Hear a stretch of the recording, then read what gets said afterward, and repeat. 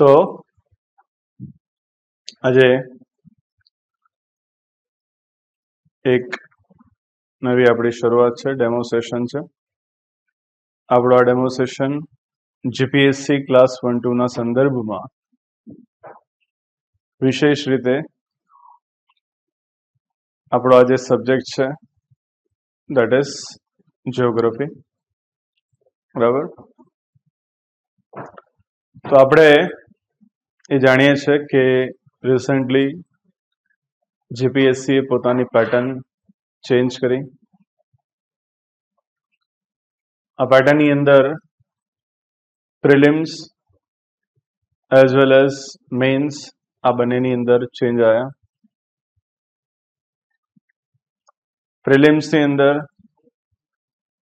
જે પહેલા બે અલગ અલગ પેપરની અંદર પેપર 1 અને પેપર 2 એવા બે ડિફરન્ટ ફોર્મેટની અંદર જીપીએસસીની એક્ઝામ લેવાતી હતી પ્રિલિમ્સની, જેમાં ચેન્જ કરી અને એને એક પેપરમાં કન્વર્ટ કરી દીધું. અર્થાત જે 400 માર્ક્સની એક્ઝામ હતી એ 400 માર્કની એક્ઝામ કન્વર્ટ થઈ અને 200 માર્ક્સની થઈ ગઈ. બાકી વિષય વસ્તુની અંદર કોઈ પરિવર્તન કરવામાં આવ્યું નથી પીટીમાં. રાઈટ. પ્રિલિમ્સની અંદર આપણે એવું જોઈએ છે કે પ્રિલિમ્સમાં 8 જ વિષય છે જે પહેલા હતા. પહેલા આ 8 વિષયનું વેટેજ પ્રત્યેક સબ્જેક્ટ પ્રમાણે 50 માર્ક્સનું બનતું હતું, જે હવે કન્વર્ટ થઈ અને હાફ, અર્થાત આપણે જો આમ પ્રોપરલી જો કાઉન્ટ ડાઉન રાખીએ તો 25 માર્ક્સ ઓફ ઈચ સબ્જેક્ટ. તો 25 cross 8 that is equals to 200. એવી રીતે 200 માર્ક્સનું આવી રીતે વેટેજ ફોર્મેશન થાય છે. તો પ્રિલિમ્સની અંદર એને અડધો કરી દેવામાં આવ્યું છે અને મુખ્ય પરીક્ષાની અંદર જે ચેન્જીસ થયા એમાં આપણે જોઈએ છે પ્રમાણે ગુજરાતી અને ઇંગ્લિશ જેવા વિષયોને હવે ક્વોલિફાઈંગ કરી દીધા છે. ક્વોલિફાઈંગનો મતલબ થાય છે કે તમારે એક સ્પેસિફિક માર્ક્સ ગેઇન કરવા પડે. જેમ કે આપણે 11th અને 12th સાયન્સની અંદર ગુજરાતી અને ઇંગ્લિશ જેવા વિષયો, એ વિષયોમાં ફેલ થાઓ તો ફેલ 12th ગણાશે તમારું.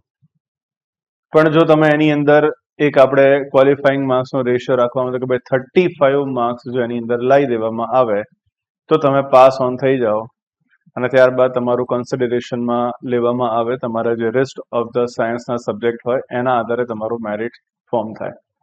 પણ જો પેલામાં ફેલ હો તો પેલાનું મેરિટ તમારું ફોર્મેશન ના થાય. એવી જ રીતે આ સિચ્યુએશન છે, સેમ સિચ્યુએશન કે ગુજરાતી અને ઇંગ્લિશને તમારે એક સ્પેસિફિક માર્ક્સ સાથે ક્વોલિફાય કરવું પડશે. એ ડિફાઇન નથી કરવામાં આવ્યા કે આટલા તમારા ક્વોલિફિકેશન માર્ક્સ છે, બટ મોર ઓવર જે બધા વિદ્યાર્થીઓનું જે પાસિંગ ઓન રેશિયો હોય એનો એક સર્ટેન માર્ક્સનું ડિફાઇન કરવામાં આવે. એ વખતે આધારે પેપર અઘરું હોય તો થોડું નીચે જાય, પેપર સહેલું હોય તો થોડુંક સ્લાઇડ ઉપર જાય, બટ મોર ઓવર એક ક્વોલિફાઈંગ માર્ક્સ જો તમે લઈ આવો તો કોઈ આમાં ઇશ્યુ છે નહીં. તો મુખ્ય પરીક્ષાની અંદર બે ક્વોલિફાઈંગ વિષયો અને બાકીના જે વિષયો છે એ બાકીના વિષયોની અંદર હવે પરિવર્તન થયું. હવે જીએસના સબ્જેક્ટનું મહત્વ વધી ગયું છે. એનો મતલબ એવો થયો કહેવાય કે આપણી આ જે પીસીએમ બેચ અર્થાત prelim cum mains point of વ્યૂથી જે બેચ આપણે જે ઓન કરી છે, જેની અંદર આપણે અત્યારે જેટલા પણ વિષયો ચાલશે એ વિષયોની અંદર ડ્યુઅલ વેથી આપણે અહીંયા કાર્ય કરીશું. અર્થાત એની અંદર પ્રિલિમ્સ એન્ડ સાથે સાથે એ પ્રિલિમ્સના સંદર્ભની અંદર મુખ્ય પરીક્ષા અર્થાત મેન્સની પણ આપણે સાથે સાથે પ્રત્યેક જેવો ટોપિક કમ્પ્લીટ થશે એના મેન્સના ક્વેશ્ચન્સને આપણે સાથે લઈને ચાલીશું. એ મેન્સના ક્વેશ્ચનની મેથડ રહેશે કે એની અંદર ક્વેશ્ચન્સ અહીંયા કરવામાં આવશે અને એ ક્વેશ્ચનનો આફ્ટર દેટ તમને એક મોડલ આન્સર પણ ઉપલબ્ધ કરાવવામાં આવશે. રાઈટ, કે જેથી કરીને તમે પ્રિલિમ અને મેન્સને બંનેને કમ્બાઈન કરીને વસ્તુને સમજી શકો. યુ નો ઘણા બધા એવું કહે છે કે ભાઈ પ્રિલિમ્સના રસ્તા અલગ, મેન્સના રસ્તા અલગ. એવું છે નહીં. પ્રિલિમ્સ એ તમારો ફંડામેન્ટલ છે. મેન્સ જે છે એ એનો કોન્સેપ્ટ છે. એનો ઉપયોગ કરીને તમે વસ્તુને કેવી રીતે રિપ્રેઝેન્ટ કરી શકો છો. જો અમે જ્યારે શરૂઆતી અવસ્થામાં યુપીએસસીની અંદર જ્યારે વિષય વસ્તુની શરૂઆત કરી હતી તો પહેલા ઓપ્શનલ વિષયથી શરૂઆત કરતા હતા. પહેલાનું એનો કાર્યક્રમ આ જ રીતે રહે. પહેલા ઓપ્શનલ વિષયની તૈયારી થાય અને ઓગસ્ટની આસપાસ એટલે કે મેની આસપાસ પહેલા ઓપ્શનલ વિષય શરૂ થઈ જાય અને ઓગસ્ટની આસપાસ જીએસના વિષયો શરૂ થાય ભણવાના. તો ઓપ્શનલ વિષયની શરૂઆત અમે જ્યારે કરી મેની આસપાસ, એપ્રિલ મેની આસપાસ, તો લગભગ 2 મહિના સુધી કન્ટિન્યુઅસલી જ્યારે અમે સબ્જેક્ટ્સને ભણતા ગયા, અર્થાત વ્યક્તિગત રીતે મારો ઓપ્શનલ વિષય ધારો કે હિસ્ટ્રી હતો, ઇતિહાસ, રાઈટ. સો હિસ્ટ્રીની અંદર પહેલા પ્રાચીન ભારત કમ્પ્લીટ થયું. પ્રાચીન ભારત કમ્પ્લીટ થયું, મધ્યકાલીન ભારત શરૂ થયું. મધ્યકાલીન ભારતની વચ્ચોવચ હતા. પ્રાચીન ભારતની અંદર બહુ ડેડિકેટેડલી કામ કર્યા પછી એના બધા જ ક્વેશ્ચન્સને ડેડિકેટેડલી લખ્યા પછી મધ્યકાલીન ભારતના ઇતિહાસની અંદર જ્યારે હતા અને ત્યારે એક વખત આમ ફરીને પ્રાચીન ભારત તરફ જોયું તો પ્રાચીન ભારત ભૂલાઈ ગયું હતું. બરાબર. અને બહુ શિદ્દતથી તૈયારી કરી. પછી ટીચર પાસે ગયા, સર પાસે ગયા, મણિકાંત સર પાસે, એન્ડ ધેન સરને આ પ્રોબ્લેમનું વર્ણન કર્યું કે સાહેબ આવો પ્રોબ્લેમ થાય છે. ધેન સર સેઝ કે ડોન્ટ વરી બેટા, PT will help you to remember the facts. Prelims आपको फैक्ट याद करने के लिए हेल्प करेगा. કારણ કે પ્રિલિમ્સ જે છે એ ફેક્ટ વગર તમારું પોસિબલ ના થઈ શકે, જેની અંદર તમે બહુ જ બધા ફેક્ટ્સને યાદ રાખો.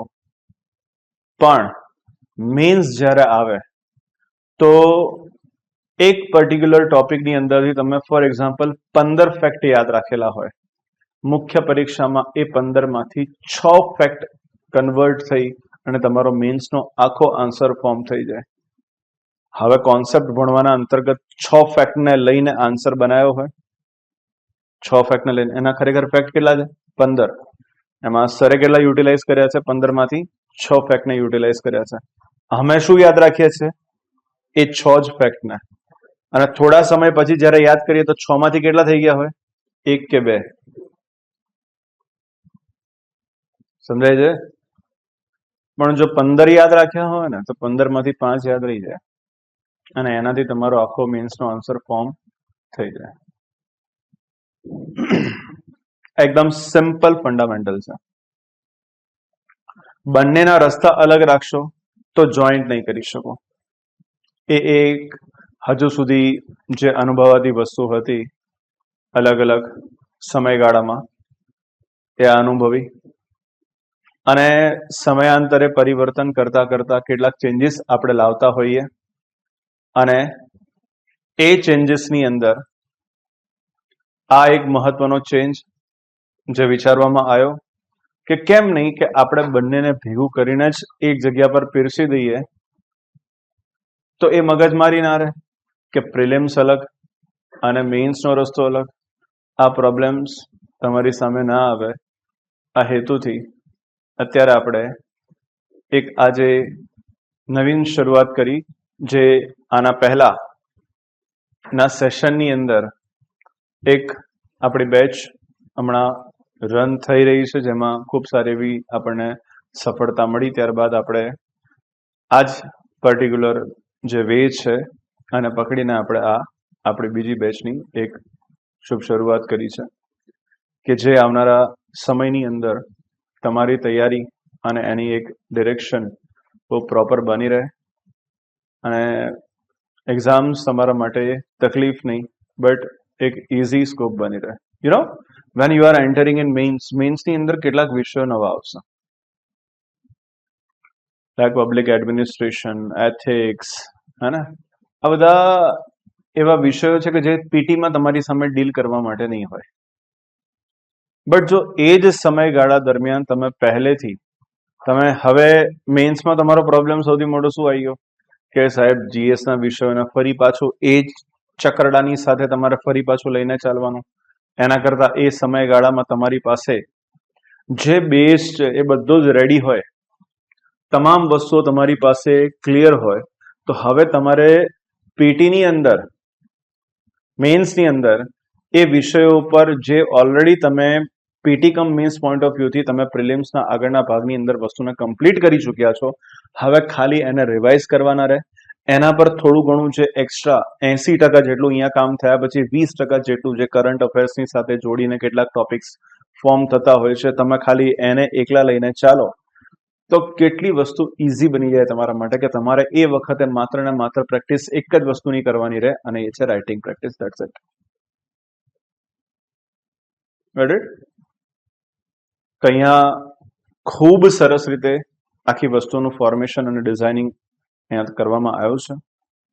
વસ્તુ દેખતા આપણને બહુ જ સરસ લાગે છે, પણ એક વસ્તુની તમને અચૂક વાત કરી દઉં. જો જીવ રેડવાની તૈયારી હોય, બરાબર, તો જ તૈયારી શરૂ કરવાની. બરાબર?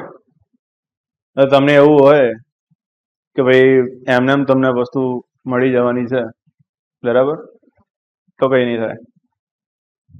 બરાબર? તો આ સરસ સિનારીઓ બતાવ્યા બાદ એક વરવું સત્ય, બરાબર, કે જો તમારી પાસે મહેનત કરવાની ત્રેવડ હોય તો જ તૈયારી કરવાની, આ નહીં. બરાબર? કારણ કે જીવ માંગી લેશે, બરાબર, એટલી તમારી ડેડિકેશન માંગશે, ત્યાર પછી જઈને તમને કોઈ પરિણામ એની અંદર પ્રાપ્ત થશે.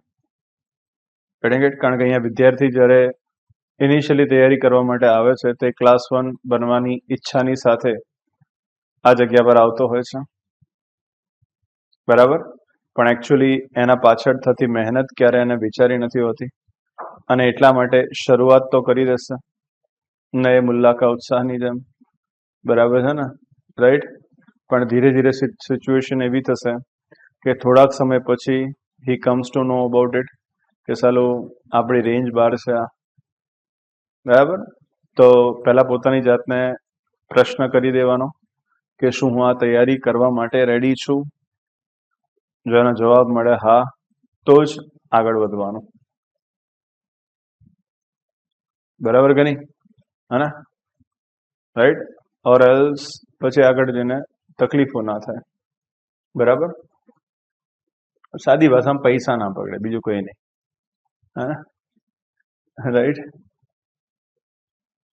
તો વાત એ છે. બટ અમે તો દર વખતે એવું કહીએ છીએ કે જો કોઈ વિદ્યાર્થી આ પરીક્ષાની તૈયારી ડેડિકેટેડલી કરે છે ને, તો એ ક્યાંય પાછો નથી પડતો, ભલે તમે તમારી કોઈ પણ લાઈનની અંદર કેમ નહીં હો. સમજમાં આવે છે? કારણ કે તમારી આજુબાજુ ચાલતી વસ્તુઓ જેનું અત્યારે તમને કોઈ ભાન પણ નથી, તમે એ તમામ વસ્તુઓને બહુ જ સારી રીતે સમજતા થઈ જાઓ તો તમારું વ્યક્તિત્વ અલગ બની જાય. જે પબ્લિક તમને કન્સિડરેશનમાં પણ નથી લેતી, હે ને, તો હવે એ તમારું મૂલ્ય સમજીને, હે ને, તમારો અભિપ્રાય પણ માંગે એમાં. Gating it? સો એટલા માટે આવું ત્યારે બની જાય કે જ્યારે તમે આ પર્ટિક્યુલર તૈયારીને બહુ સારો ન્યાય આપ્યો હોય તો. કારણ કે આ તૈયારીમાં એવો કોઈ પણ ભાગ બાકી નથી રહેતો કે જે તમે જે તમારી લાઈફની આસપાસ જોવો છો એના કોઈ પોઈન્ટને એ ટચ ના કરતો હોય. Because after being an officer, અને કોઈ પણ સ્ટ્રીમની અંદર હો, તો તમારી પાસે જરૂરી નથી કે ખાલી ને ખાલી એડમિનિસ્ટ્રેશનના રિલેટેડ વસ્તુ આવે. તમને મતલબ દેટ ઇઝ કે ડેપ્યુટી કલેક્ટર અર્થાત રેવન્યુ ખાતું જ તમને મળે એવું જરૂરી નથી. એઝ અ ક્લાસ 1 ઓફિસર એડમિનિસ્ટ્રેશનની અંદર બહુ જ બધા ખાતા છે, ડિફરન્ટ. તો હવે એમાંથી કોઈ પણ જગ્યા પર તમને મૂકવામાં આવે તો તમે દરેક વસ્તુને બહુ સારી રીતે સમજી શકો એવું વ્યક્તિત્વ અહીંયા ડેવલપ થાય કે જેમાં કોઈ વિષયનો પારંગત નથી જોઈતો, પરંતુ અપ ટુ ધ માર્ક દરેક વિષયનો જાણકાર જોઈએ છે. પારંગત તો સ્પેશિયલિસ્ટનું કામ છે, હે ને? તો સ્પેશિયલિસ્ટની જરૂરિયાત અહીંયા છે નહીં, જાણકાર હોવો જોઈએ, હે ને? જો એ જાણકાર હશે તો એનો બહુ બેનિફિટ થશે. એક બહુ સરસ એક્ઝામ્પલ આપો જે મારી સાથે થોડાક ટાઈમ પહેલા બન્યું હતું.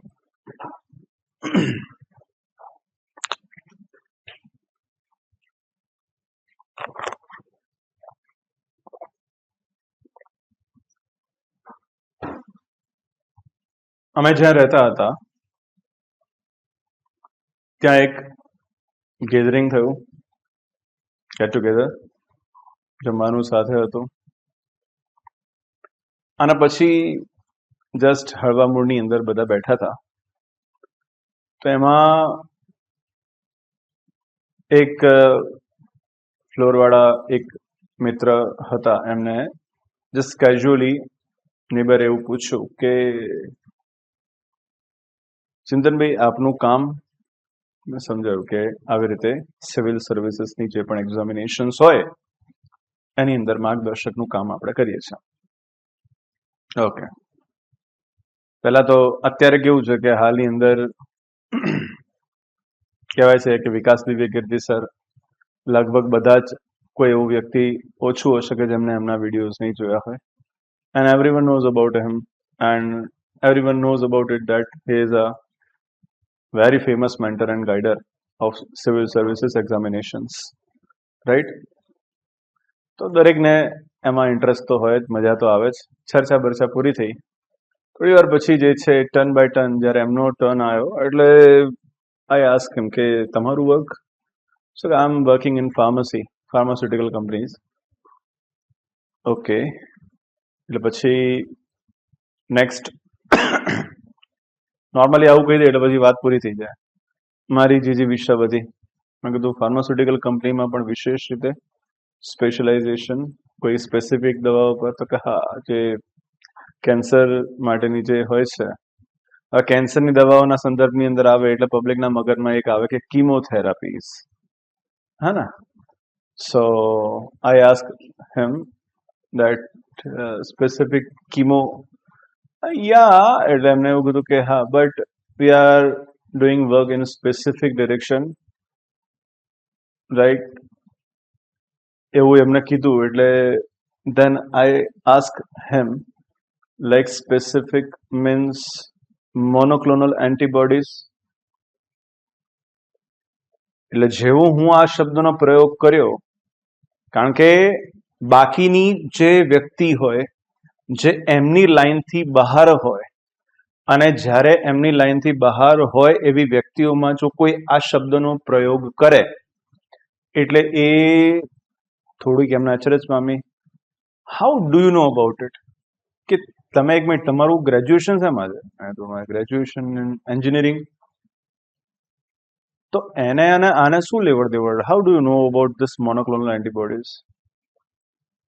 એટલે પછી મેં એમને થોડું સમજાવ્યું આપણી ટર્મમાં, જે સિવિલ સર્વિસીસની ટર્મિનોલોજીસ હોય, રાઈટ? એ ટર્મની અંદર એમને કીધું એટલે he surprise about it, right? કે ઇટ્સ અ ગ્રેટ, મતલબ વોટ્સ યોર સબ્જેક્ટ? મેં તો હું ટેકનો, પહેલા સિવિલ સર્વિસીસથી વાત પૂરી થઈ ગઈ હતી, પછી વાત આવી કે તમારા subject. Then I tail him that કે મારો સબ્જેક્ટ આ ટેકનોલોજી જ છે, હે ને? અને ટેકનોલોજીની અંદર મોનોક્લોનલ એન્ટીબોડીઝનું ફોર્મેશન પણ કેવી રીતે થાય છે એના બેઝિક્સ સુધી ખબર હોય. બનાવવાની નથી ખાલી અમારે, પણ બેઝિક્સ ખબર હોય, રાઈટ? તો આ વાતનો અંત શું આવે? આ વાતનો અંત એ જગ્યા પર આવે કે વેન યુ આર, તમે જ્યારે સર્વિસીસની અંદર હો અને એ વખતે જ્યારે તમને મેડિકલ ક્ષેત્રની અંદર જ્યારે મૂકવામાં આવે અને તમારો મેડિકલ ઓફિસર કોઈ ટર્મ્સ, કોઈ સિચ્યુએશન અને કોઈ પરિસ્થિતિની વાત કરે અને તમે ગેંગે ફેંફે કરો ત્યાં એ જગ્યા પર તમને કંઈ સમજમાં ના આવે તો એ તમને જે પડીકું વાળીને આપે તમારે એક્સેપ્ટ કરવું પડે.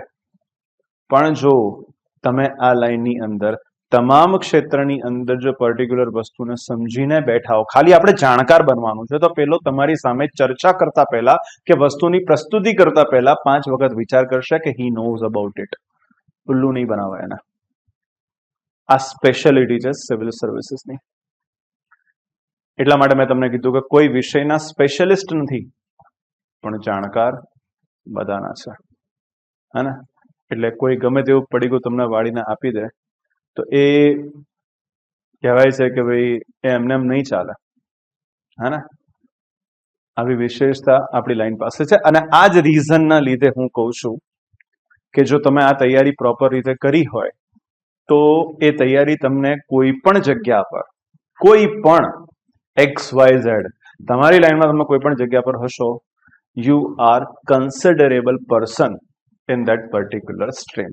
એટલા માટે અહીંયા ડેડિકેટેડલી કામ કરશો તો એ તમને તમારા વ્યક્તિત્વને સુધારવામાં, તમારી લાઈફને સુધારવામાં અને તમારું જવાન સન્માન આ બધાની અંદર ખૂબ વધારો કરીને આપશે. રેડી? બહરહાલ આપણે તો એને એ જ રીતે જોઈએ છે that I want to qualify in this examination, બરાબર, and want to be a good civil servant. બરાબર ને? રાઈટ? તો આપણે એ દિશાની અંદર જઈશું. બરાબર ને? રાઈટ? હવે એક બીજો પ્રશ્ન ઉભો થાય આપણને. પ્રશ્ન એવો થાય કે સાહેબ મને તૈયારી કરતા પહેલા એવું થાય છે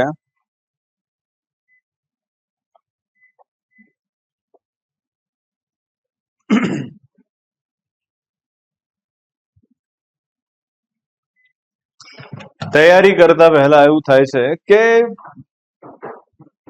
એક ક્વેશ્ચન્સ અહીંયા આવતા વિવિધ સબ્જેક્ટ્સને લઈને છે કે સર કરવાનું છે એડમિનિસ્ટ્રેશન, તો પછી આ બધી મગજમારી શું છે? આ હિસ્ટ્રી, આ જીઓગ્રાફી, આ પોલિટી, હે ને, આ ઇકોનોમી, હે ને, આ બધું કેમ?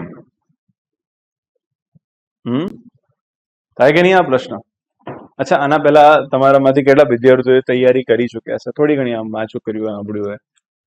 કોઈ સવાલ નહીં પૂછવામાં આવે, કોઈ એવું મારા મનની અંદર એવું બાયસ નહીં રહે તમારા માટે કે તમે તૈયારી કરી છે એટલે તમે બધા જવાબ આપો, એવું નહીં પૂછવું. ખાલી just for the sec of information કે આટલા લોકો બધા એકદમ કોરા નવા છે. ઓકે, તે એસટી ની તૈયારી કરી. સિવિલ? અચ્છા, ક્લાસ 3 ની થોડી ઘણી તૈયારી કરી હતી. ક્લાસ 3 ની થોડી ઘણી શેની? સીસી ની આપી હતી. ઓકે, એટલે એની પ્રિપેરેશન આખી કરી હતી, ખાલી એક એક્ઝામ આપી હતી. પ્રિપેરેશન કરી હતી એની ક્લાસ 3 ની. ઓકે, બીજું કોઈ કરો? અને ભાઈ ચલો ઠીક છે. વેધર અમને તો કોરા જ જોઈતા હોય છે, બરાબર છે ને? કોરી સ્લેટ હોય અને પછી એમાં અમે જ અક્ષરો પાડીએ, બરાબર છે ને? અમારા અક્ષર સારા છે, હા ને? અને તમને ક્યારે દુઃખ નહીં થાય કે સાલા ખોટા અક્ષર પડી ગયા, હા ને? આ પહેલો દિવસ છે, હા ને? અંત થશે એ વખતે પાછું તમને પૂછીશ કે યાદ કરો પહેલો દિવસ કે જ્યારે મેં તમને કીધું હતું કે અમારા અક્ષરો સારા હોય છે, ખોટા નહીં પડે, બરાબર છે ને? રાઈટ? તે વખતે ફરી ચર્ચા થશે, હા ને? બરાબર? કારણ કે ઘણી વખત આપણે ત્યાં તકલીફ એ થઈ જાય કે સાલું ખોટી જગ્યા પર ભરાઈ જઈએ, એમાં બહુ બધો સમય જતો રહે. હા, જો કે હવે આપણી અત્યારની સ્ટ્રીમની સિચ્યુએશન એવી છે કે ખોટા વ્યક્તિઓ બહુ ઝાઝા રહેતા પણ નથી, ઝાઝો ટાઈમ નથી રહેતા, સમજ્યા? તો એટલા માટે કોઈ ઇશ્યુ નથી, બરાબર? તો એ વખતે તમને કહીશું કે ભાઈ અમારા અક્ષરો પડ્યા છે, બરાબર. તો આ તમને પૂછવા પાછળનું મંતવ્ય આની પાછળનું એવું હતું કે જે લોકોએ થોડી ઘણી પણ તૈયારી કરી છે એને દર વખત એવો પ્રશ્ન ઉભો થાય કે સાહેબ આ બધું હિસ્ટ્રી, જિયોગ્રાફી આ બધું કેમ ભણવાનું? હા, તો એની પાછળનું લોજિક એક સિમ્પલ એક્ઝામ્પલ સાથે આપણે સમજીએ. એકદમ સિમ્પલ, આનાથી નીચું એક્ઝામ્પલ નહીં હોય, બરાબર ને? કે જ્યારે એક છોકરીને છોકરો પસંદ કરવાનો હોય ઘર તરફથી, રાઈટ, મતલબ અરેન્જ મેરેજની વાત થઈ રહી છે, બરાબર છે ને? રાઈટ. તો એ વ્યક્તિ એ ગર્લ હે ને એ છોકરા માટે શું જોશે, કાં તો એમના ઘરવાળા એ છોકરા માટે શું જોશે, કઈ કઈ વસ્તુઓના. આ એક્ઝામ્પલ છે આપણું, જે તમને સીધું સિવિલ સર્વિસીસ સાથે જોઈન થઈ જશે, હે ને? તમારે બનવાનું છે સિવિલ સર્વન્ટ, એમ એટલે કરવાનું છે લગ્ન, બરાબર છે ને? રાઈટ. તો પછી સાહેબ આ બધી મગજમારી શું? તો મગજમારી આ રીતે છે કે જ્યારે તમે જુઓ છો તો એ વ્યક્તિની અંદર તમે સૌથી પહેલા જુઓ છો કે ભાઈ એજ્યુકેશનલ સિચ્યુએશન શું છે, ભણેલો ગણેલો કેવો છે, બરાબર. સો એટલા માટે તમારા માટે એક મિનિમમ ગ્રેજ્યુએશનની કન્ડિશન રાખવામાં આવી કે he should be a graduate. અચ્છા, જેના આધારે સૌથી પહેલી વસ્તુ આવશે સેન્ટર પોઈન્ટ પહેલો, ભાઈ કમાય છે કેટલો, અર્થાત એની શું જોવામાં આવી? ઇકોનોમી, એટલે સ્ટડી ઓફ ઇકોનોમી. તમને ટર્મ જ નહીં ખબર હોય કે બેંકે ગઈકાલે રેપો રેટ 25 BPS ઘટાડ્યો, what it will affect in to the our market system, આપણા ઇન્ડિયન અને એની કન્ડિશનને શું ઇફેક્ટ કરશે? જો આ વાત એક સિવિલ સર્વન્ટ ના સમજી શકે તો બીઇંગ અ રેવન્યુ પર્સન તમને ખબર નહીં પડી શકે કે આનો કટ ઓફ એટલે માર્કેટની અંદર વધારે અમાઉન્ટની અંદર પૈસાની ઠાલવણી, જેના લીધે ફુગાવો ઇન્ટ્રોડ્યુસ થઈ શકે, જેને કંટ્રોલ કરવા માટે તમારે બીજા સ્ટેપ્સ લેવા પડે. સમજમાં આવે છે? વાત શું આવી? આપણે સમજ્યા કે વ્યક્તિ માટે પેલી છોકરી ઇકોનોમી જોવે છે અને એક સિવિલ સર્વન્ટ ઇકોનોમીના પોઈન્ટ્સને સમજે છે, એટલે ઇકોનોમી સ્ટડી કરવી પડે કે જેથી કરીને તમારી આસપાસ જે માર્કેટમાં પૈસા રોકીને બેઠા છો શેર માર્કેટની અંદર, હવે તમને ખબર જ નથી સિચ્યુએશન, હા ને? અને અનશન કોઈ પરિસ્થિતિનું ફોર્મેશન થયું અને તમે અચાનક ગભરાઈ ગયા અને પરિસ્થિતિઓ ખરાબ થઈ ગઈ કારણ કે તમે ઇકોનોમીના ફંડામેન્ટલ્સના બેઝિક્સ રૂલ્સને જાણતા નથી. That makes a worse condition. આ વ્યક્તિગત માટે છે, હે ને? અને એક સિવિલ સર્વન્ટ માટે આ બધી વસ્તુઓ આવે. ઇકોનોમી શા માટે સ્ટડી કરવી? તો પહેલો પોઈન્ટ ઇકોનોમી. બીજું છોકરી જોશે એની જીઓગ્રાફિકલ કન્ડિશન. ભાઈ પૈસા હશે પણ ગામડે રહેતો હશે તો માર નથી આવું, હે ને? બરોડા, અમદાવાદ, ગાંધીનગર, સુરત, આવા કોઈ લોકેશન પર છે, હે ને? Then and only then I am interested. કેમ? કારણ કે એક જીઓગ્રાફિકલ કન્ડિશન્સની સાથે એના બીજા પણ ઘણા વ્યક્તિત્વના ડેવલપમેન્ટ માટે રીઝન્સ છે. એ રીઝન્સને જાણવા જરૂરી બને છે. સો એટલા માટે સેકન્ડ, શા માટે જીઓગ્રાફીની સ્ટડી થાય? કારણ કે જીઓગ્રાફિકલ લોકેશન બહુ ઇમ્પોર્ટન્ટ બની જાય છે વ્યક્તિનું એના ડેવલપમેન્ટ માટે. સપોઝ તમે કોસ્ટલ રિજનમાં તમે કોઈ જગ્યા પર એપોઇન્ટ કરવામાં આવ્યા અને એ કોસ્ટલ રિજનમાં શું એટમોસ્ફેરિક કન્ડિશન્સ ફોર્મ થતી હોય એનો બેઝિક્સ તમને ના ખબર હોય અને કોઈક પરિસ્થિતિનું સર્જન થયું, જેમ કે સાયક્લોનિક ફોર્મેશન થયું. હા ભાઈ, હવે હમણાં મે આવશે. જેમ કે તમે છેલ્લા કેટલાક વર્ષોમાં મેની આસપાસના સમયગાળામાં ગુજરાતની સાથે કેટલીક પરિસ્થિતિજન્ય ચક્રવાત ફોર્મેશન થતા હતા, જેને તમે જોતા હતા. જેમ કે તાઉતે આવ્યું હતું, જેમ કે બિપરજોય આવ્યું હતું. આ તાઉતે, બિપરજોય, આ બધી વસ્તુઓ, આ બહુ બેઝિક ફંડામેન્ટલ સિચ્યુએશન છે કે જે તમારી સામે ઘટી તો રહી છે, but you don't know about it. Sir, આ કેવી રીતે થાય છે, એની પાછળનું રીઝન શું છે? સર, તમે નહીં માનો કે મેં આ વખતે નક્કી કર્યું કે હું ડિસેમ્બર જાન્યુઆરીની અંદર દિલ્હીમાં ઓર એની આસપાસના ક્ષેત્રની અંદર યાત્રા માટે જો, પણ મારી યાત્રા બહુ ખરાબ કરી નાખી. કેમ? શું ખરાબ કરી નાખી? શું સિચ્યુએશન થઈ? ચાલો, ત્યાં વરસાદ પડે અને પાછો એક દિવસ નહીં, રેગ્યુલર વરસાદ પડે ડિસેમ્બર જાન્યુઆરીની અંદર. તો બીજા ભાઈબંધે કીધું, શું વાત કરે તું, છોડ લે, મારે તો તમિલનાડુની યાત્રા પણ આવી થઈ ગઈ. હા, મેં વિચાર્યું કે તમિલનાડુની અંદર ડિસેમ્બર જાન્યુઆરીના સમયગાળાની અંદર હું જઉં, એની આસપાસના રીજનની અંદર, એ લોકેશનની આસપાસ હું વિચારતો હતો, પણ મારું આખું આ શિયાળાનું આખું આ જે ફરવાનું પ્લાનિંગ છે એને આખું ખરાબ કરી નાખ્યું, કારણ કે ત્યાં એ ડિસેમ્બર જાન્યુઆરીના સમયગાળાની અંદર બહુ હેવી રેનફોલ થયો. તો બીજા વ્યક્તિએ કીધું, એટલે આ પૂછાય નહીં, હું તને ના કહેતો કે ત્યાં આ ટાઈમે ફરવા જવાનું એટલે ત્યાં તકલીફ ક્રિએટ કરે. That makes a problem. તો કેમ પ્રોબ્લેમ કરે? તો કે ત્યાં અત્યાર નહીં, દર વર્ષે ડિસેમ્બર જાન્યુઆરી ફેબ્રુઆરીની અંદર તકલીફ હોય છે લ્યા, જવાય જ નહીં એ સમયગાળા દરમિયાન. કેમ? So you comes to know it because you know the geographical condition, because પાછા ફરતા મોસમી પવનોના કારણે. હવે પાછા ફરતા મોસમી પવનો શું સમજાવવામાં આવશે અંદર? રિટ્રીટ ઓફ મોન્સૂન સમજાવવામાં આવશે. અને રિટ્રીટ ઓફ મોન્સૂનના લીધે શું થાય છે? એ પર્ટિક્યુલર રીજનની અંદર એ સમયગાળા દરમિયાન વરસાદી માહોલ હોય છે અને બહુ વ્યવસ્થિત થાય. એકાદ દિવસનું ઝાપટું ના હોય, રેગ્યુલર ઇમ્પેક્ટ હોય એની.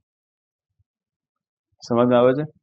સો એટલા માટે જીઓગ્રાફીની સ્ટડી કરવી. આજે એક ખાલી ગ્લિમ્સ આપી છે, બહુ જ વધુ છે, કે જે તમને તમારી આસપાસ સિચ્યુએશન બની રહી છે, બને છે, પણ તમને સમજાતું નથી. તમે એવું કહે છો કે સાલું આપણે ત્યાં આવું છે નહીં, પણ બીજા ઘણા બધા રીજન કેવા છે કે જ્યાં, ધારો કે હું કોસ્ટ પર હોઉં અત્યારે, સપોઝ જો હું મુંબઈ હોઉં કે ગોવા હોઉં, તો ત્યાં આવી કન્ડિશન, આટલી બધી ગરમી જે આપણને અહીંયા અનુભવાય છે, સાલી એટલી તો ના અનુભવાય નહીં. તો કારણ શું? તો કે કોસ્ટલ ઇફેક્ટ. સર, કેમ કોસ્ટલ ઇફેક્ટની એવી તો શું પરિસ્થિતિ હોય, શું સિચ્યુએશન હોય? You comes to know about it. અને ખબર પડશે આપણે જ્યારે જીઓગ્રાફીની સ્ટડી કરીશું કે કોસ્ટલ રિજનમાં ઇફેક્ટ શું હોય, શા માટે ત્યાં આવી પરિસ્થિતિઓ બનતી હોય. Got it? સો એટલા માટે સેકન્ડ સ્ટડી થાય જીઓગ્રાફીની. એટલા માટે, એટલે પેલી છોકરી બીજું કન્ડિશન જોવે, જીઓગ્રાફિકલ કન્ડિશન જોવે. ત્રીજી કન્ડિશન જોવે, ભાઈ ટેકનોલોજી ફાવે જ કે નહીં ફાવતું? હા, ઇન્સ્ટાગ્રામ, હે ને, આ બધી વસ્તુઓનું યુટિલાઇઝેશન કરે છે કે નથી કરતો? કારણ કે ભણેલો ગણેલો નહીં હોય, ટેકનોલોજીનો યુઝ નહીં કરતો હોય, હા ને, તો ફ્યુચરની અંદર એની સાથે ડીલ કરવી એ કેટલી બધી કપરી થઈ જાય મારા માટે, હા ને, રાઈટ? સો એટલા માટે એ વ્યક્તિની ટેકનોલોજીકલ જાણકારી એજ્યુકેશનની સાથે કેવી છે એ પણ તમારા માટે એટલી મહત્વની હોય કે ફ્યુચરની અંદર બધું હું જ શીખવાડતી રહીશ તો પછી થઈ રહ્યું. એના કરતાં એ વ્યક્તિની ટેકનોલોજીકલ જાણકારી પર્ટિક્યુલર વસ્તુ વિશે માટે છે કે નહીં, તો એના એજ્યુકેશનના બેઝ પરથી નક્કી થશે. તો એટલા માટે ટેકનોલોજીકલ સ્ટડી, ફ્યુચરની અંદર તમને કીધું કે યુઝ એઆઈ, આર્ટિફિશિયલ ઇન્ટેલિજન્સનો યુઝ કરો, કે ટેકનોલોજીકલ સિચ્યુએશનને તમારે આ પર્ટિક્યુલર પાર્ટની અંદર મેક્સિમમ યુટિલાઇઝ કરવાની છે, કે જેથી કરીને તમે તમારી વર્ક એફિશિયન્સીને શું કરી શકો, વધારી શકો. તો એ એઆઈને તમે કેવી રીતે, કારણ કે બધું જ અત્યારે એઆઈના રિલેટેડ થવા લાગ્યું છે, હે ને. હવે તમને એઆઈ, હે ને, એ જ નથી ખબર આ ઘણા કહેવામાં એઆઈ એટલે કે ઓલ ઇન્ડિયા સર્વિસીસ ની વાત કરવામાં આવે. એટલે એઆઈ આર્ટિફિશિયલ ઇન્ટેલિજન્સ છે, હે ને?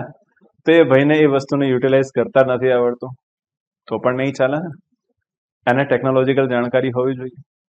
પછી જ્યારે એને એ પ્રકારનું ગાઈડન્સ આપવામાં આવશે તો એ વસ્તુને શું કરી શકશે? સારી રીતે યુટિલાઇઝ કરી શકશે. અને બીજું એક્ઝામ્પલ મેં હમણાં આપ્યું હતું એ કે સપોઝ તમને મેડિકલ ક્ષેત્રની અંદર મૂકવામાં આવ્યા છે અને તમને મેડિકલ ક્ષેત્રની બિલકુલ એક શબ્દની જાણકારી નથી, અને તમે જો એ પર્ટિક્યુલર પાર્ટની અંદર તમે હો, તો તમને જે પડીકો વાળીને આપે તમારે શું કરવું પડશે? એક્સેપ્ટ કરવું પડશે. Get it? સો એટલા માટે ટેકનોલોજીકલ આની અંદર જાણકારી લેવામાં આવે. સર આ બધું જ બરાબર છે, પણ મને સૌથી વધારે પ્રોબ્લેમ છે હિસ્ટ્રી સાથે. એ કેમ સ્ટડી કરવાનો? તો હું છોકરાના સંદર્ભની અંદર કહું. ઘરવાળા જ્યારે એ વ્યક્તિ સાથે સેટલમેન્ટ કરવા માંગે છે કે ભાઈ ચલો અહીંયા આપણે ગોઠવીએ, તો તમને બધાને ખબર છે કે ભાઈ એનો ઇતિહાસ ખોલવામાં આવે, હે કે નહીં? કે ઇતિહાસની અંદર કે આ ભાઈ કે આ બહેનનું કન્ડિશન્સ કેવી હતી. એટલે આજુબાજુ વાળાને ફોન કરી, બીજા સગાવાળાને ફોન કરી અને એમના ઐતિહાસિક ઇન્ફોર્મેશન્સને ગેધર કરવામાં આવે કે પહેલા આવું કરી ચૂક્યા છે, હે ને? કે જેની ઇમ્પેક્ટ ક્યાં પડી શકે? ક્યાં પડી શકે? ફ્યુચરમાં. સમજમાં આવે છે? તમને શું લાગે છે કે આ યુએસ અને એની નીતિ, આ ચાઇના, આ રશિયા ગાંડું છે કે ખાલી આમ યુક્રેન પર હુમલો કરી દીધો? હા, બીજ ઇતિહાસમાં પડેલા છે ભાઈ, સમજો. હા, until and unless you don't know about the historical condition of any place or any situation, હા, એ વસ્તુને તમે ક્યારે પણ આજના સંદર્ભની અંદર પ્રમાણિક રીતે એનો કોઈ નિર્ણય તમે કરી જ ના શકો, કારણ કે દરેક વસ્તુના બીજ ઇતિહાસમાં પડેલા છે, હા કે નહીં? તમને કહે છે ને કે ભાઈ શું થયું? ભાઈ બહુ મોટી હિસ્ટ્રી છે મારી આ વસ્તુ માટે, એની ઇમ્પેક્ટ અત્યારે જોઈ હતી, હે ને?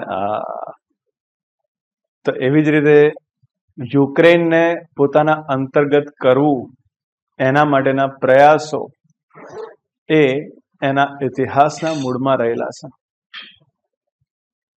સમજમાં આવે છે? ભારતના અલગ અલગ દેશો સાથેના સંબંધ, for example along with Pakistan, along with Bangladesh, along with any other countries, એના બધા જ બેઝ ક્યાં રહેલા છે? હિસ્ટોરિકલ સિચ્યુએશનમાં રહેલા છે.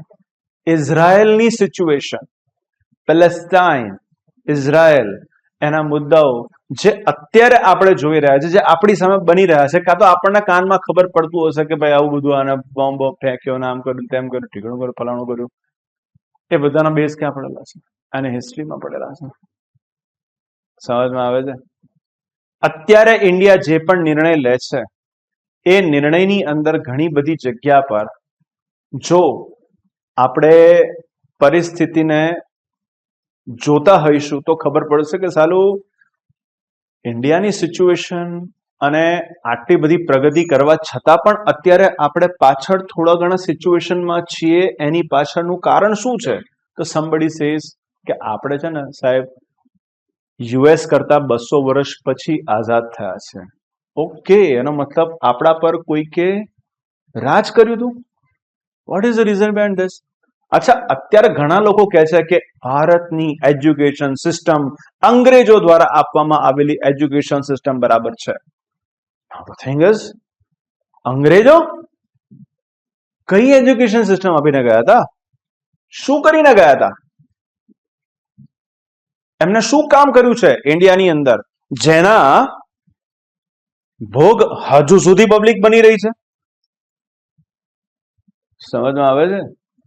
अभी जब तक आप इसको हिस्टोरिकल वे से समझोगे नहीं, तब तक अभी का जो सिनारियो है उसमें चलने वाले प्रॉब्लम्स का फंडामेंटली रूट कॉज पता कभी नहीं चलेगा.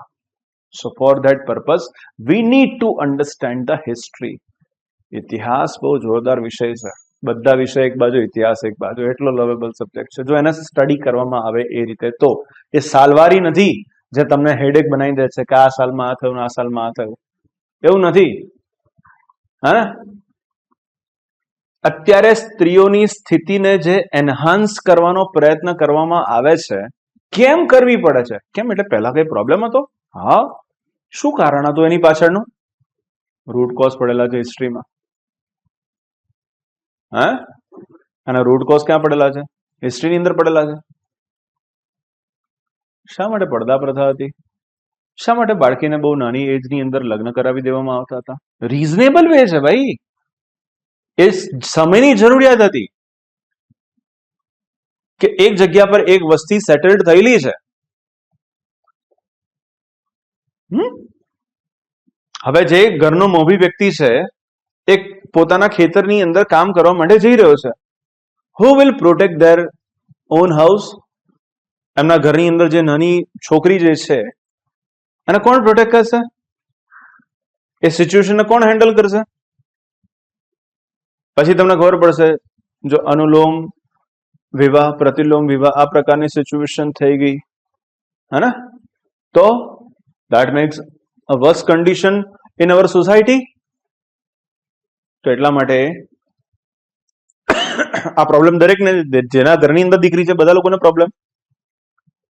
સો એ વખતની સમયની જરૂરિયાતે કીધું કે નાની એજ પર લગ્ન કરાવી દો, રાઈટ? એ જે ઘરની અંદર જશે એ ઘરની અંદર એ સચવાશે એ રીતે. એટલીસ્ટ આવું તો નહીં બને. એ સમયની જરૂરિયાતે આવું કરાવડાયું.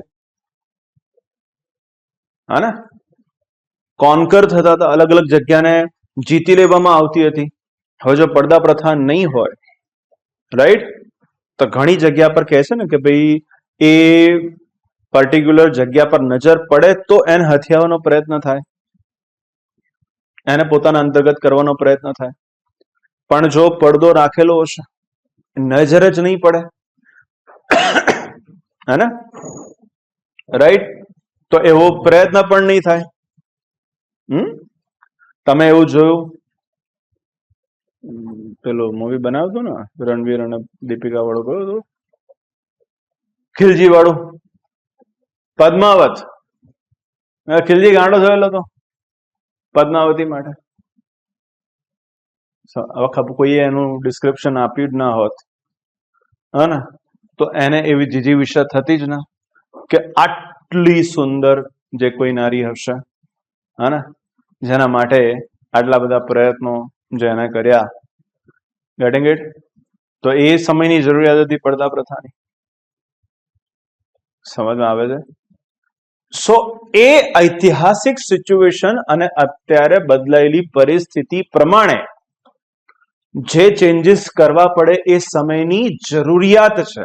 અને હવે જો તમે એ જ સિચ્યુએશનની અંદર બનેલા રહો તો હાલની પરિસ્થિતિની અંદર પછી પરિસ્થિતિ બદલાય છે, એજ્યુકેશન ઇન્ટ્રોડ્યુસ થાય છે.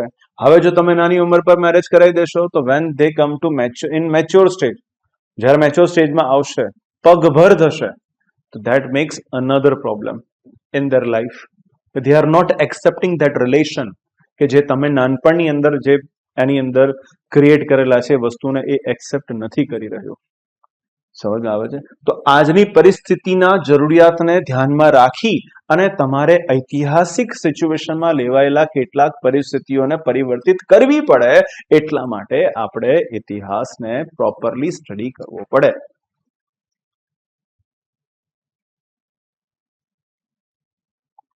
Get my point? તો લાઇકવાઇઝ એવરી સબ્જેક્ટ, તમામે તમામ સબ્જેક્ટ જે અહીંયા લેવામાં આવ્યા છે એ બધા જ વિષયોનું એક સંપૂર્ણ જ્ઞાન, એટલે એ તમારી આ પર્ટિક્યુલર સિવિલ સર્વિસીસ એક્ઝામિનેશન્સની તૈયારી. સો નો વન, કોઈએ એવો પ્રશ્ન નહીં કરવાનો કે સાહેબ આ વિષય છોડી દઈશું તો ચાલશે. હવે નહીં ચાલે, હવે નહીં ચાલે. કારણ કે હા, કેટલાક બેનિફિશિયરી સબ્જેક્ટ્સ હોય છે. લાઈક હું ઓલવેઝ કહીશ કે મારો વિષય જીઓગ્રાફી એ તમારો વિરાટ કોહલી બનશે, ફ્રન્ટ રનર ઓલવેઝ, બરાબર? કે હું એટલી ગેરંટી આપું છું કે હું 25 માંથી તમને 20+ માર્ક્સ આરામથી લઈ આપીશ. અને કદાચ એના કરતા વધારે માર્ક્સનું અવેલેબિલિટી હોય, પણ દેટ ડઝન્ટ મીન કે ખાલી એટલા માર્ક્સથી તમારું કામ થઈ જશે. બરાબર. લોકોને જીપીએસસી ક્લાસ 1-2 ની પ્રિલિમ પાસ થઈ જતી હતી, બટ ત્યાં જ એસટીઆઈ ડીવાયએસઓની અંદર તકલીફ પડતી હતી. કારણ શું હતું ખબર છે? પેપર હાફ રહેતું હતું ને એટલા માટે. 200 માર્કનું પેપર રહેતું હતું એટલા માટે. હે? કારણ કે 200 માંથી ક્વોલિફાઈંગ 100-110 માર્ક લાવવા થોડા અઘરા બની જાય, પણ 400 માંથી પોણા 200 માર્ક લાવવા ઈઝી બની જતા હતા. એ વખતે હું આવા કરતો હતો કે મારા 2 વિષયની સાથે અમને પ્રિલિમ કરાવી દઉં. હા ને, ખાલી મારા 2 વિષયો સૌથી સ્ટ્રોંગ હોય, બાકી બધાનું તમને 5-10 માર્કનું આવડતું હોય તો તમારી પીટી આરામથી કરાવી દઈશ. હવે એવી હવા હું નહીં કરી શકું. હા, એવું કહી શકું કે મારો સબ્જેક્ટ તમને સૌથી વધારે હેલ્પ કરશે, મતલબ તમારા ક્વોલિફાઈંગ માર્કની અંદર તમારું 25-30% ભાગ એ કવર કરી આપશે 100%. બરાબર. બટ દેટ ડઝન્ટ મીન કે તમે ખાલી એ 1 કે 2 સબ્જેક્ટના આધારે પીટી ક્વોલિફાય કરી શકો. કારણ કે માર્ક્સ શું થઈ ગયા છે? અડધા થઈ ગયા છે. હે ને? કોઈ દિવસ જીપીએસસી ક્લાસ 1-2 માં 250 માર્ક કે 250 માર્કનું પીટી નું ક્વોલિફાઈંગ મેરિટ નથી રહ્યો. 50% પ્લસ બહુ ઓછું રહ્યું છે. પણ આમાં ડીવાયએસઓ એસટીએમાં 50% પ્લસ નું રહે છે. તો બંનેનો રેશિયો તમે કાઉન્ટર કરશો તો તમને ખબર પડશે કે સાલું 200 માર્ક વાળી થોડી તકલીફ આપી શકે. હા, આપી શકે. ખબર પડે છે વાત? સો એટલા માટે તમારે મહેનત તમામ વિષયો પર એક સરખી રીતે ડિસ્ટ્રીબ્યુટ કરીને કરવી પડશે, તો જઈને ફાઇનલી તમે એ વિષય માટે તમે ચોક્કસ કાર્ય અને આખા પોઈન્ટની તમે પર્ટિક્યુલર વેલ્યુએશનને સમજી અને ન્યાય આપી શકશો. ઓકે, તો આ થોડીક હું આજની વિષય વસ્તુની શરૂઆત કરું એ પહેલા થોડુંક આ ગાઈડલાઈન હતી કે આપણી આ તૈયારી કરવા માટે આ તૈયારી કેમ કરવી જોઈએ, એની અંદર કેમ આટલા સબ્જેક્ટ્સ હોય છે, કેમ કરવી જોઈએ, વ્યક્તિત્વ માટે મેં કીધું. ખાલી તમારા આ એક્ઝામ્સની સાથે એકલું નથી, બધી જ હોલિસ્ટિક એપ્રોચ એનો ઇમ્પોર્ટન્ટ છે. બીજું મેં તમને કીધું હા ને કે ભાઈ શા માટે આ બધા વિષયોની સાથે તૈયારી થતી હોય છે, રાઈટ? અને આપણી આ જે તૈયારીની અંદર અલગ અલગ વિષયો છે એને પીસીએમ ની અંદર તમારે બેનિફિટ શું લેવાનું છે, હા ને?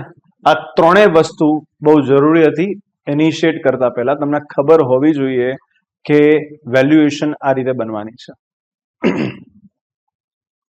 કે ખાલી પીટીની તૈયારી કરો, મુખ્ય પરીક્ષાની તૈયારી અલગ હોય, એવી બધી સિચ્યુએશન આની અંદર ન હોય અને તમને આનો બેનિફિટ મળશે, રાઈટ?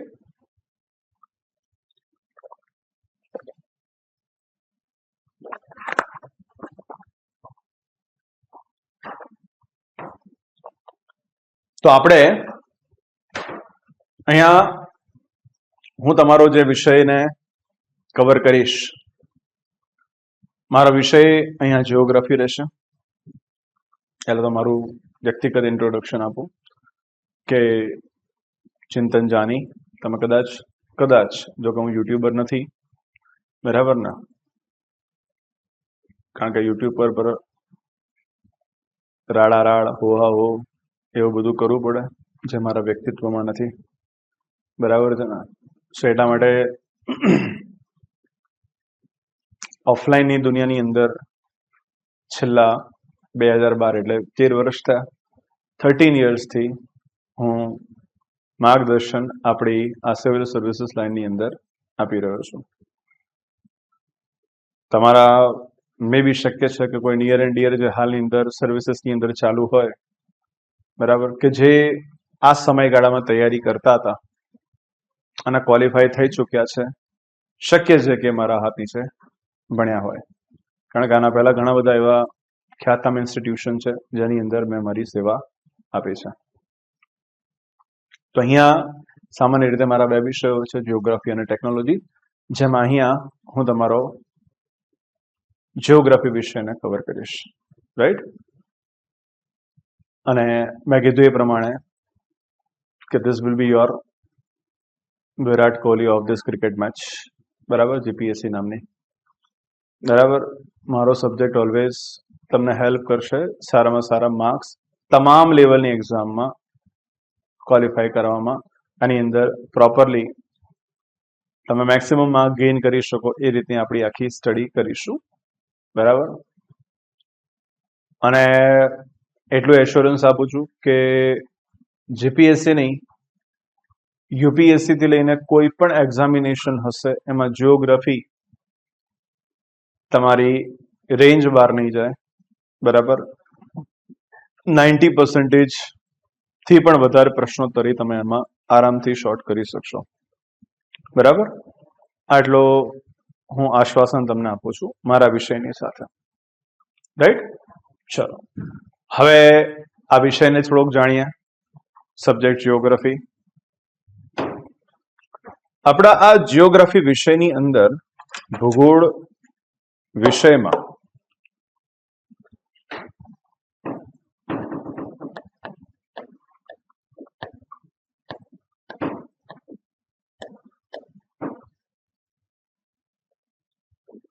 જો આપણે સબ્જેક્ટનું એનાલિસિસ કરીએ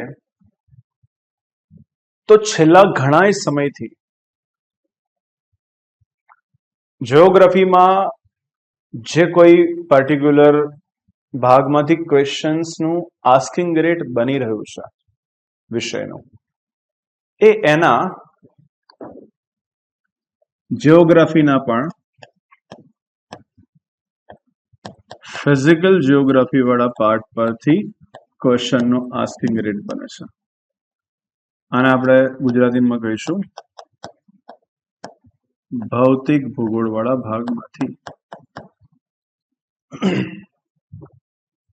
કયા ભાગમાંથી? એના ભૌતિક ભૂગોળ, ફિઝિકલ જિયોગ્રાફી વાળા પોર્શનની અંદરથી ક્વેશ્ચન્સનો આસ્કિંગ રેટ બને છે.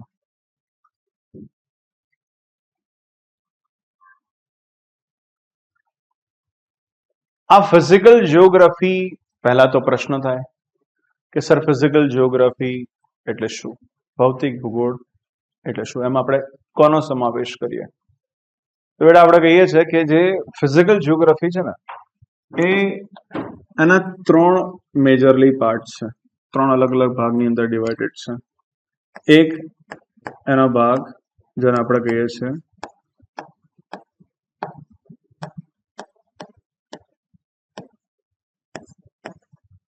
जियोमॉर्फोलॉजी, अर्थात भू आकृति विज्ञान.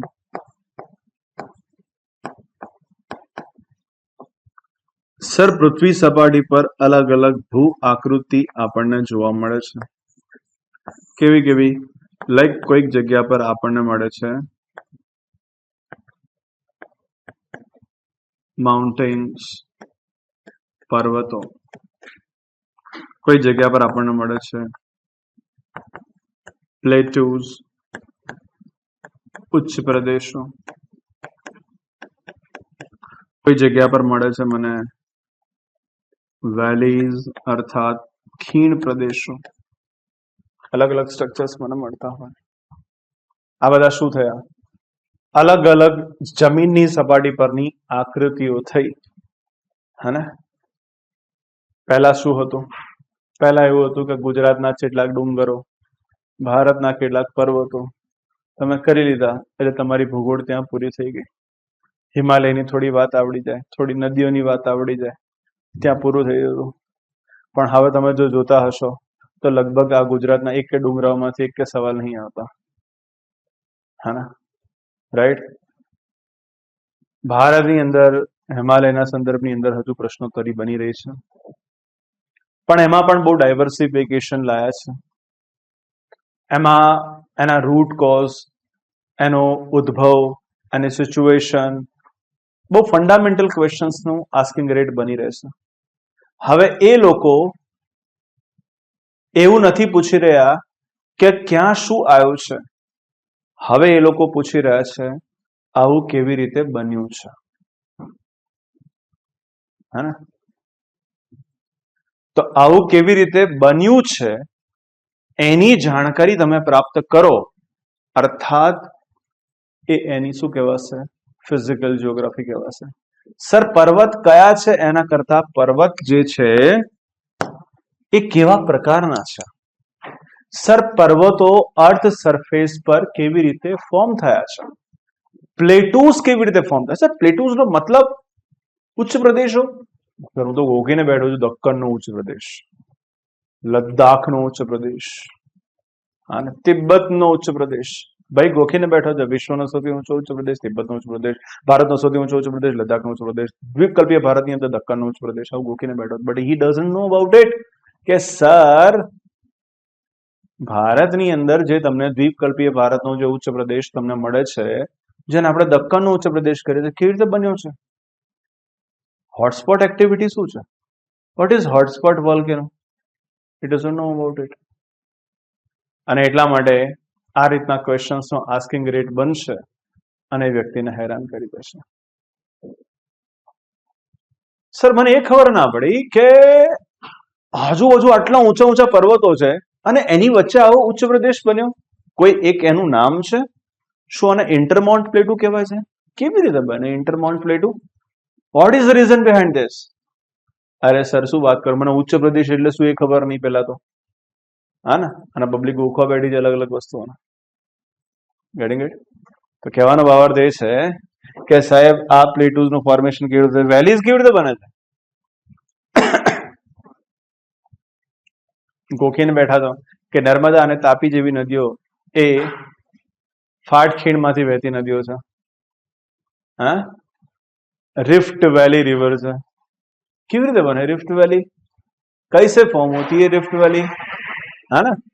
તો જ્યાં તમને કેમ, શા માટે, કેવી રીતે આ શબ્દોનો જ્યારે સવાલ આવશે, એ પૃથ્વી સપાટીની આકૃતિના સંદર્ભમાં એ સ્ટડી કહેવામાં આવશે ભૌતિક ભૂગોળમાં ભૂ આકૃતિ વિજ્ઞાન. શું કહેવાશે એને? ભૂ આકૃતિ વિજ્ઞાન. પહેલી વાત જીઓગ્રાફીના સંદર્ભમાં પહેલો એક આનો આ પાર્ટ છે. Gate my point?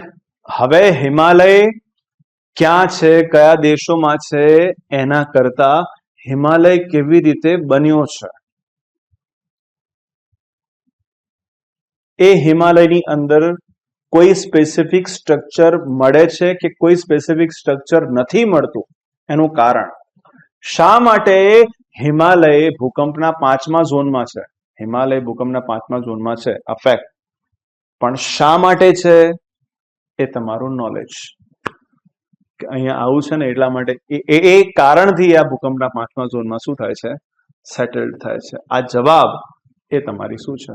Physical geography का. अभी ये सब हमारे सामने होता है कि नहीं होता है? થાય છે. હિમાલયની અંદર તમે ગયા યાત્રા કરવા માટે અને એ મોટી લેન્ડસ્લાઇડિંગ થઈ અને ચક્કા જામ કરી નાખ્યું છે. ક્यों होता है यहाँ पे? રીઝન્સ આ કહે છે કે ભાઈ આવું બધું હોય એટલે થાય ત્યાં, હા ને? પણ શું ખાલી આ એક જ કારણ હોય કે there are so many reasons? ઘણા બધા કારણો હોય, એમાંનું એક કારણ આ છે જે તમને કદાચ ખબર હોય. Get it? તો એ બધી વસ્તુની સ્ટડી આપણી આવશે એના મોર્ફોલોજીકલ પાર્ટમાં. સેકન્ડ થિંગ, જે સૌથી તમારો ઇન્ટરેસ્ટનો વિષય બનશે, સૌથી મજાનો બનશે, અને હું વ્યક્તિગત રીતે કહું કે મને મારા માટે પણ જો ભૂગોળ ઇનિશિયલી મને ગમતું હતું તો આ પર્ટિક્યુલર પાર્ટના લીધે, કારણ કે મારી આજુબાજુ આ ઘટનાઓ બનતી હતી પણ સાલું કારણ નથી ખબર. જ્યારે કારણ ખબર પડી તો એ મજાની એ सिचुएशन કંઈક અલગ હતી. કાઈ नो अबाउट इट कि ये क्यों होता है ना? राइट? सो सेकंड पार्ट वो आता है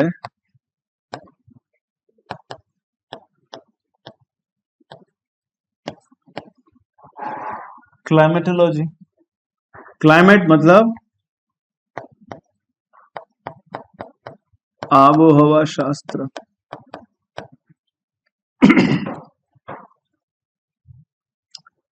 તો આપણે બીજી જે સ્ટડી કરતા હોઈએ છીએ એ શેની સ્ટડી કરીએ છીએ? એની ક્લાઇમેટની સ્ટડી કરીએ છીએ.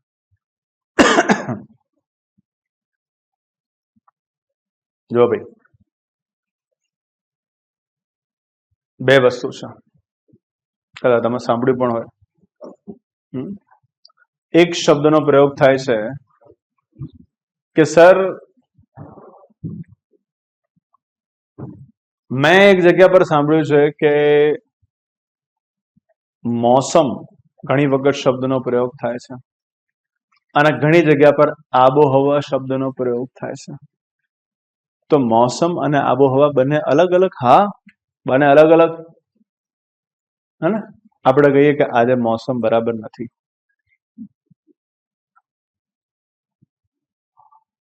શું તમે એવું કહી શકો આજે આબોહવા બરાબર નહીં? એવું ના બોલાય. કદાચ કંઈક બોલચાલમાં ભૂલી જતું હોય પણ એવું બોલાય નહીં. એવું જ કે વર્ડ વિલ બી યુઝડ, મોસમ બરાબર નથી, આ શબ્દનો પ્રયોગ થાય. હે ને? કાં તો હવામાન એવું કહી દે. હે ને? તો આપણે એવું કહીએ કે જ્યારે બંને વચ્ચેનું અંતર શું બનશે? તો સર, મોસમ ડેલી બેઝ પર ચેન્જ થાય. હે? આજ હવામાન અને મોસમ કહીએ છે કે પરિવર્તિત થયેલું જણાય છે, એટલે આજે આવું બનવાની શક્યતા છે. So the thing that will change on the daily basis, એ ડેલી બેઝિસ પર ચેન્જ થઈ શકે, એ શું? મોસમ, હવામાન ડેલી બેઝિસ પર ચેન્જ થાય. બટ આબોહવા તો એ પર્ટિક્યુલર હવામાનની, એ પર્ટિક્યુલર મોસમની છેલ્લા 35 વર્ષથી એક ચોક્કસ પરિસ્થિતિને બતાવતું હોય તો એને એ જગ્યા પરની આબોહવા કહેવાય. એટલે છેલ્લા 35 વર્ષથી હું એવું જોઉં છું કે ગુજરાતની અંદર આ સમયગાળામાં બહુ ગરમી પડે છે, આ સમયગાળાની અંદર જ ઠંડક લગભગ જોવા મળે છે અને વરસાદ તો ખાલી આટલા જ સમયગાળામાં જોવા મળે છે. એવું મેં છેલ્લા 35 વર્ષથી જોયું છે. એનો મતલબ અહીંની આ પ્રકારની આબોહવા બની ચૂકી છે. સમજમાં આવે છે? હવે કોઈ એકાદ વર્ષ ચેન્જ થાય તો એનો મતલબ એ પરમાનન્ટ નહીં સમજી લેવાનું કે આ પરમાનન્ટ છે.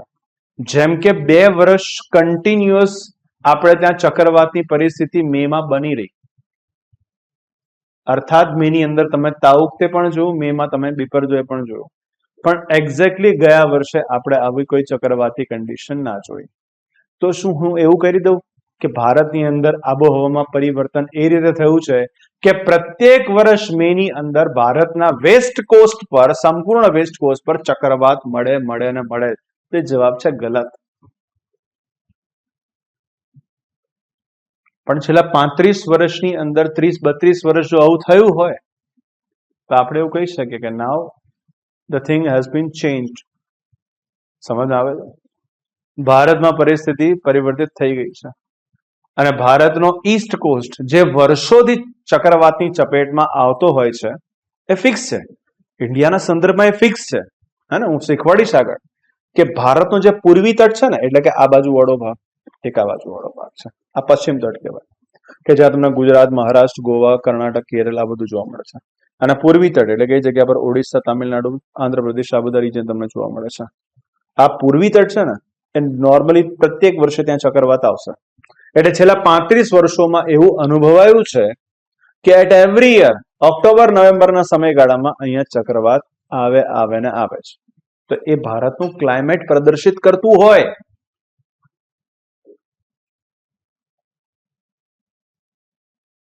સમજમાં આવે છે? તો ભારતની આબોહવાકીય સ્થિતિ અને કોઈ પર્ટિક્યુલર જગ્યાનું હવામાન, આ બંને વસ્તુ અલગ અલગ છે. Getting it? હવામાન શું થઈ શકે? ડેલી બેઝિસ પર ચેન્જીસ થઈ શકે, મોસમ ડેલી બેઝિસ પર ચેન્જીસ થાય, બટ આબોહવા ડેલી બેઝિસ પર ચેન્જીસ ના થાય. Get it? તો પહેલા બેઝિક વાત કરી. તો કે સર હા, એટલે આ બધી વસ્તુઓ આવશે? તો કે યસ, આ જ બધી વસ્તુઓ આવશે ક્લાઇમેટની અંદર. એટલે કે મને વરસાદની કન્ડિશન ખબર પડશે. હું પહેલા એ સમજાવીશ આ ડાયરેક્ટલી આ સૌથી છેલ્લો ટોપિક આવશે, rainfall. This will be the last topic.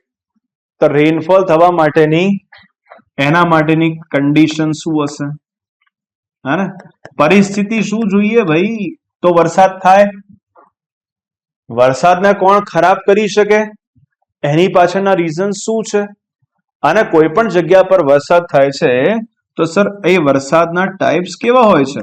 એક જ પ્રકારનો વરસાદ હોય? તો કે ના સાહેબ, ક્યાંક તો મેં એવું જોયું છે ને, ધોધમાર વરસાદ પડે એકદમ ગાજવીજ સાથે, અને ક્યાંક તો મેં એવું જોયું છે, એવું સાંભળ્યું છે કે એ જગ્યા પર એકદમ ઝરમર વરસાદ પડશે, અને પાછો એકદમ લાંબા સમય માટે થાય છે. અને ક્યાંક ધોધમાર વરસાદ પડ્યા પછી જાણે કશું હતું નહીં એવું બિહેવ કરે, હે ને? અરે શું વાત કરો છો? મેં પર્વતો પર એવી વસ્તુ અનુભવી કે પર્વતીય ક્ષેત્રમાં એક બાજુ પર બહુ સરસ વરસાદ પડે, એક્ઝેક્ટ બીજી બાજુ પર વરસાદ જ ના પડે. કેમ? શું રીઝન છે? તો સર એ બધી કન્ડિશન, ટાઈપ, સિચ્યુએશન, આ બધી જ વસ્તુઓ એની સાથે રિલેટ થઈને આવે તો તમે એ પર્ટિક્યુલર રેનફોલની તમામ વસ્તુઓને સમજી શકો.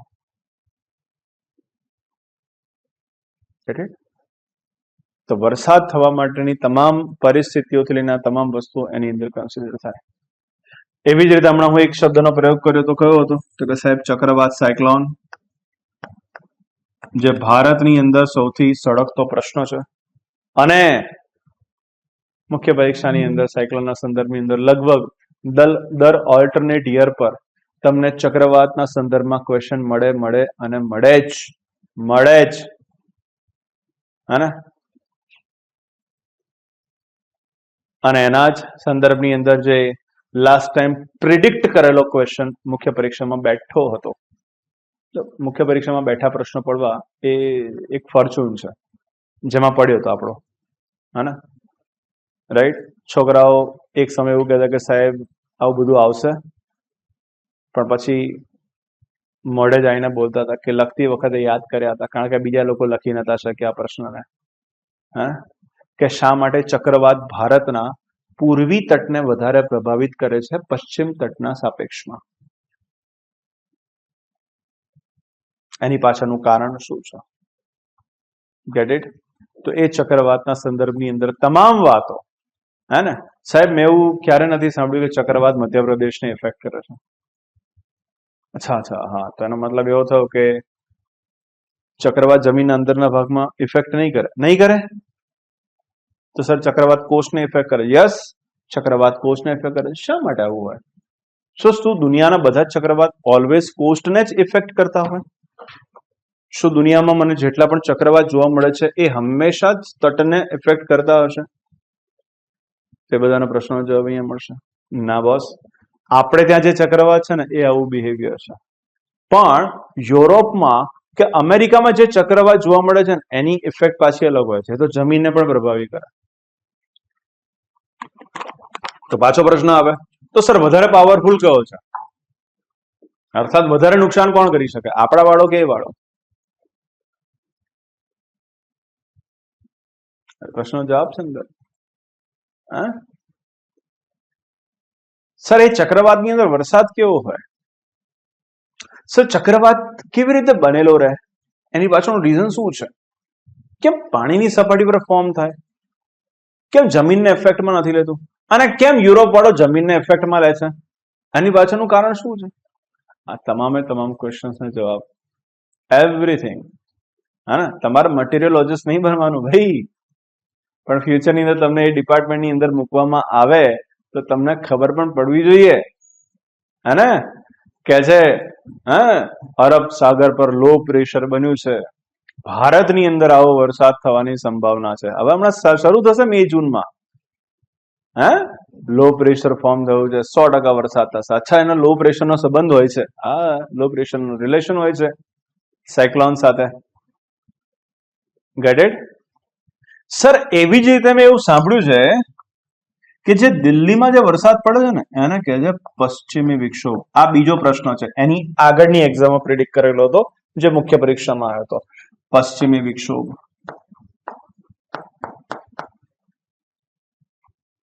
Maybe you have heard western disturbance, હે ને? હમણાં લખી દે ગુજરાતની અંદર વેસ્ટર્ન ડિસ્ટર્બન્સ થી વરસાદ પડ્યો. અને જ્યારે તમને સ્ટડી કરાવીશ તમે જાતે કહેશો કે સાહેબ ગુજરાતમાં વેસ્ટર્ન ડિસ્ટર્બન્સ ના આવે. ક્યાં આવે, કેમ આવે, શું કારણ છે? આ વેસ્ટર્ન ડિસ્ટર્બન્સના લીધે શું થાય? હા, વેસ્ટર્ન ડિસ્ટર્બન્સના લીધે વરસાદ થાય. મેં હમણાં કીધું ને કે દિલ્હીમાં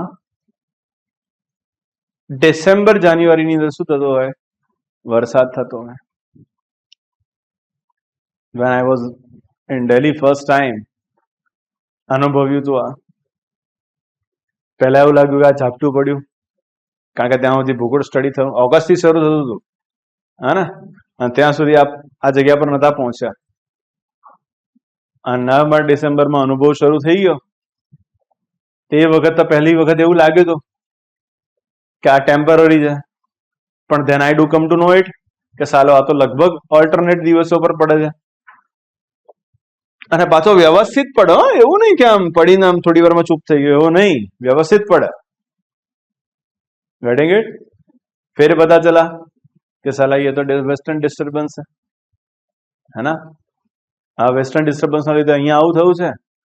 અને હિમાલય પર્વતના ક્ષેત્રમાં શું થયું? હિમવર્ષા થઈ, હે ને. હિમાલય પર્વતના ઉત્તરી ક્ષેત્રમાં શું થઈ ગઈ? હિમવર્ષા થઈ ગઈ. અને એ ઇફેક્ટ આપણે ત્યાં જોવા મળે છે કે ક્યારેક ક્યારેક ગરમી શરૂ થઈને ફરી પાછી ઠંડક આવી જાય એટલે કહે છે કે ઉત્તરમાં હિમવર્ષાનો જે સિચ્યુએશન બની એની ઇફેક્ટ ગુજરાતના આ ક્ષેત્રની અંદર તમને જોવા મળી. ભારતના બધા ક્ષેત્રમાં એની ઠંડક શું થઈ છે? ફેલાઈ છે. તો એવું કેમ થાય છે? ક્યાંથી લઈને વરસાદ આવે? સર આ વેસ્ટર્ન ડિસ્ટર્બન્સ શું કરે? સર એને વેસ્ટર્ન ડિસ્ટર્બન્સ કેમ કહે છે? આ તો વરસાદ છે, તો શા માટે એને વેસ્ટર્ન ડિસ્ટર્બન્સ કહે છે? આ તમામ પ્રશ્નોના જવાબ આબોહવા વાળા વિભાગની અંદર તમને મળે, વિથ રીઝનેબલ વે.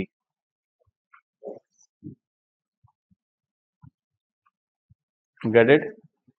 તો આ વાત છે, હે ને. જોડા મોસ્ટ ઓફ ધ સ્ટુડન્ટ્સ આપણે અહીંયા સારા એવા જે આવતા હોય છે રેફરન્સથી જ આવતા હોય છે. તો એ રેફરન્સમાં તમારી પાસે આના પહેલા જે અમારા હાથ નીચેથી પસાર થયેલા વિદ્યાર્થીઓ હશે, બરાબર છે ને, એની પાસેથી તમે આ વાતની તાતી માહિતી લઈ શકો છો કે શું આ બોલે છે એવા બધા વિભાગ પર લઈ જાય છે, તો તમને આ વાતનો 100% ખ્યાલ આવશે. બરાબર ને, કે આ ખાલી પહેલા દિવસે બતાવવામાં આવતા એવા વાયદાઓ નથી જે ક્યારે પૂરા થવાના નથી. Getting it? આ એ વસ્તુઓ છે જે વસ્તુઓમાં હું 100% તમને લઈ જઈશ અને તમામ વસ્તુઓને તમે પ્રોપરલી સમજતા થશો. Terms and condition apply. Terms and condition apply એ છે કે તમે રેગ્યુલરિટી રાખશો, રેગ્યુલર મારી પાસેથી અહીંયા આવીને ભણશો, ત્યારે જઈને તમે એ વસ્તુને 100% ન્યાય આપી શકશો. એ વાતની ગેરંટી મારી વ્યક્તિગત છે.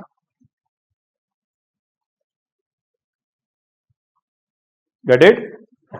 અને આપણા આ ફિઝિકલ જીઓગ્રાફીનો ત્રીજો જે ભાગ આવે છે એ છે ઓશિયનોલોજી.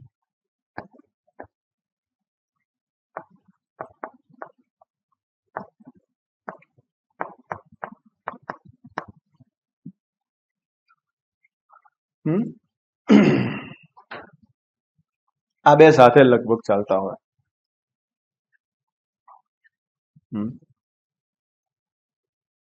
થોડા વર્ષો પહેલા એવું બન્યું હતું કે એક બહુ સારા એવા જીઓગ્રાફીના ટીચર હતા.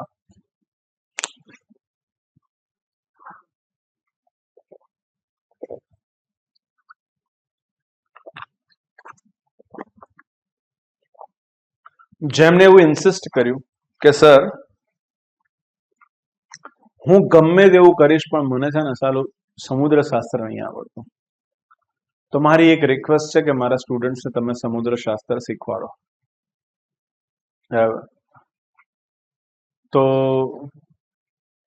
હવે બીજા કોઈ કહે તો ઠીક છે, બટ એક સારા એવા ખ્યાતનામ વ્યક્તિ હોય અને જે વિષયની અંદર સારું કામ કરતા હોય તો આપણે આ વાતને એક્સેપ્ટ કરી, બટ મારી કન્ડિશન સાથે કે સાહેબ એક વાતની જરૂર છે.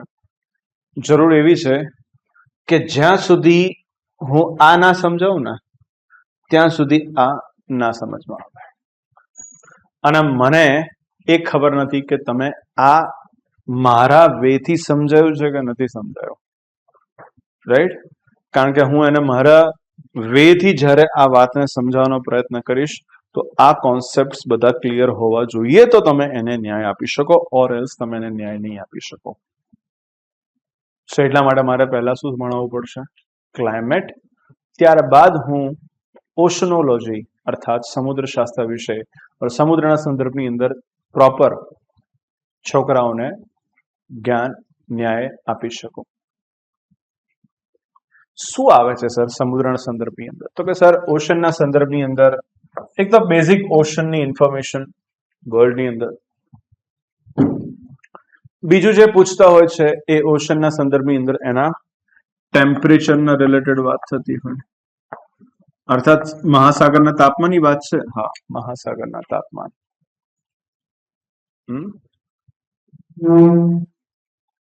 ક્યાંક આપણે એવું જોઈએ છે કે મહાસાગરના સંદર્ભની અંદર એવું કહે છે કે સર આજકાલ જે ચક્રવાત જેવું બની રહ્યું છે ને એની પાછળનું કારણ ગ્લોબલ વોર્મિંગ છે. અને મહાસાગરો જે આટલા બધા વધારે પડતા ગરમ થઈ રહ્યા છે એના લીધે આ સમુદ્ર પરનું તાપમાન ખૂબ વધ્યું છે, જેના લીધે આ ચક્રવાતના સંદર્ભની અંદર અલગ અલગ પરિસ્થિતિઓ રેપિડ ફોર્મ થતી હોય એવું આપણને જોવા મળે છે. સર ખાલી આટલું જ? ના ના, બીજી ઘણી બધી વાત. જેમ કે સમુદ્ર જેટલો ગરમ થશે એટલી વધારે અમાઉન્ટમાં શેનું ફોર્મેશન થશે? ભેજનું ફોર્મેશન થશે. અને આ ભેજ ક્યાં આવશે? જમીનમાં આવશે. અને એ જમીનમાં જ્યારે ભેજ આવ્યો જમીન પર તો એ ભેજના લીધે શું થયો? શું થયો? વરસાદ, રેનફોલ. એક ચક્રાકાર ગતિ છે.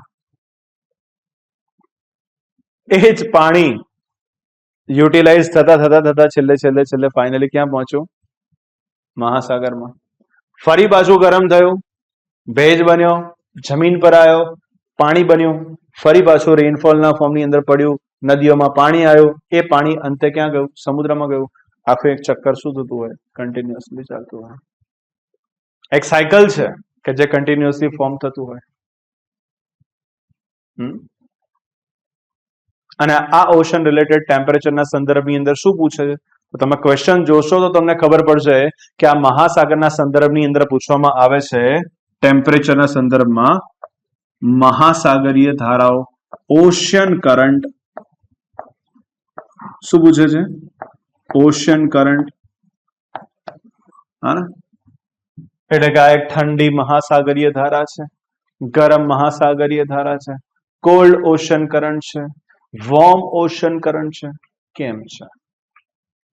Y it is warm, Y it is called? કેમ ઠંડી સમુદ્રી ધારા છે, કેમ ગરમ સમુદ્રી ધારા છે? અચ્છા, ગરમ સમુદ્રી ધારા કરંટ એટલે કે પેલા આમ કરંટ લાગે એવું નહીં લે, હે ને? એ શું હોય? પ્રવાહ હોય મહાસાગરોમાં. પ્રમાણમાં બાકીના પાણીના સંદર્ભમાં એ વોર્મ હોય, બાકીના પાણીના સંદર્ભમાં કેવું હોય? ગરમ થઈ ગયો હોય. અને એ આખો એક પાણીનો જથ્થો છે કે જે કોસ્ટને પેરેલલ ચાલતો હોય. એને આપણે સામાન્ય ભાષાની અંદર શું કહીએ? સમુદ્રી પ્રવાહ કહીએ. એની ઇફેક્ટ કોના પર થવાની છે? સીધી જ્યાં આપણે રહીએ છીએ એવા જમીનવાળા ભાગ પર થવાની છે. સમજમાં આવે છે? એ જથ્થો કાં તો કેવો હોઈ શકે? ઠંડો. કાં તો કેવો હોઈ શકે? ગરમ. Either it can be warm or it can be cold. કાં તો એ ગરમ હોઈ શકે, કાં તો એ ઠંડો હોઈ શકે. અને આ ગરમ અને ઠંડાપણાની અસર શેના પર પડશે? જમીન પર પડશે. જેમ કે હું ફ્યુચરની અંદર જ્યારે તમને કોઈ પણ જગ્યા પર ડેઝર્ટને બતાવીશ, શેને? ડેઝર્ટને. રણ પ્રદેશને, મરુસ્થળને, તો ઓલવેઝ ડેઝર્ટની બાજુમાં મહાસાગર પડેલો હશે. એટલે સમુદ્ર બાજુમાં જ હશે, મતલબ અહીંયા રણ પૂરું છે ને બાજુમાંથી ઓશન શરૂ થયું, એટલે સાગરીય ભાગ શરૂ થઈ ગયો. હા ને? હવે डेजर्ट નો प्रॉब्लम શું હોય? What is the problem of desert? Desert में क्या नहीं होता? શું ના થાય? વરસાદ ના થાય. સિમ્પલ બેટા. ડેઝર્ટ કેમ બન્યું? ડ્રાય છે, શુષ્ક છે, વરસાદ ના થાય ને. રણમાં વરસાદ ના થાય. રણમાં વચ્ચોવચ્ચ તમને ઉભા રાખી દે, વચ્ચોવચ્ચ નાખી દે, અને તમને ખબર નહીં ક્યાં જવાનું છે, અને તમને કીધું કે તમને 1000 કરોડ મળ્યા છે. ક્ષણિક ખુશી બાદ તમને દુઃખ થશે કે સાલો જીવતા રહીશું તો આને ભોગવીશું ને. સમજમાં આવે છે? કારણ કે એ રણમાં ક્યાં જવું એ તમને ખબર નથી, તમારી પાસે કઈ જ નથી. કારણ કે તમારે સસ્ટેન રહેવા માટે પાણીનો સોર્સ જોઈશે, ખોરાક જોઈશે, જે રણની અંદર પોસિબલ નથી. અને એટલા માટે આપણે એવું કહીએ કે કોઈ જગ્યા પર એવું લખ્યું હોય કે રણનું આભૂષણ શું? Water, water source. સર એટલા માટે નાઇલનું મહત્વ છે, એટલા માટે મહત્વનું છે કારણ કે કોને ક્રોસ કરીને જાય છે? સહારાના ડેઝર્ટને. એ વિશ્વની સૌથી લાંબી નદી કોને ક્રોસ કરીને જાય છે? સહારા ડેઝર્ટને ક્રોસ કરીને જાય છે. અને સહારાના ડેઝર્ટને ક્રોસ કરીને જશે એટલા માટે એ પર્ટિક્યુલર રિજનમાં આવનારી પબ્લિકનું રહેઠાણ કોની આસપાસ હશે? નાઇલ બેલ્ટની આસપાસ હશે. અને આસપાસ શું થતા હશે? પબ્લિક રહેતી હશે. Gating it? સો એટલા માટે ડેઝર્ટનું આભૂષણ એ પાણીનો સ્ત્રોત કહેવામાં આવે. તો ડેઝર્ટને શું આશા હતી ખબર છે? કે બોસ મારી એક્ઝેક્ટ બાજુમાં શું છે? સમુદ્ર છે. એ સમુદ્રનો મારી ગરમી આપી દઈશ, અને મારી ગરમીથી એ જગ્યા પર વરાળ બનાવી દઈશ, અને ત્યાંના લોકલ વિન્ડ્સથી અહીંયા વરસાદ આપી અને મારી ડેઝર્ટિક કન્ડિશન્સને હું ડાયવર્સિફાય કરી દઈશ, મતલબ ઊંધી કરી દઈશ, રિવર્સ કરી દઈશ. આવી એને આશા હતી. કોને? રણને. કે મારી બાજુમાં જ સમુદ્ર છે, એનું પાણી હું લઈ લઈશ અને અહીંયા વરસાદ પાડી દઈશ. બટ જ્યારે હું આબોહવાકીય પ્રદેશ ફ્યુચરમાં તમને શીખવાડીશ તો એવું કહીશ કે ડેઝર્ટની એક્ઝેક્ટ બાજુની અંદર ઓલવેઝ તમને ઠંડી મહાસાગરીય ધારા મળે મળે અને મળે જ, કન્ફર્મ મળે, કે જે એનો હ્યુમિડ ખાઈ જાય.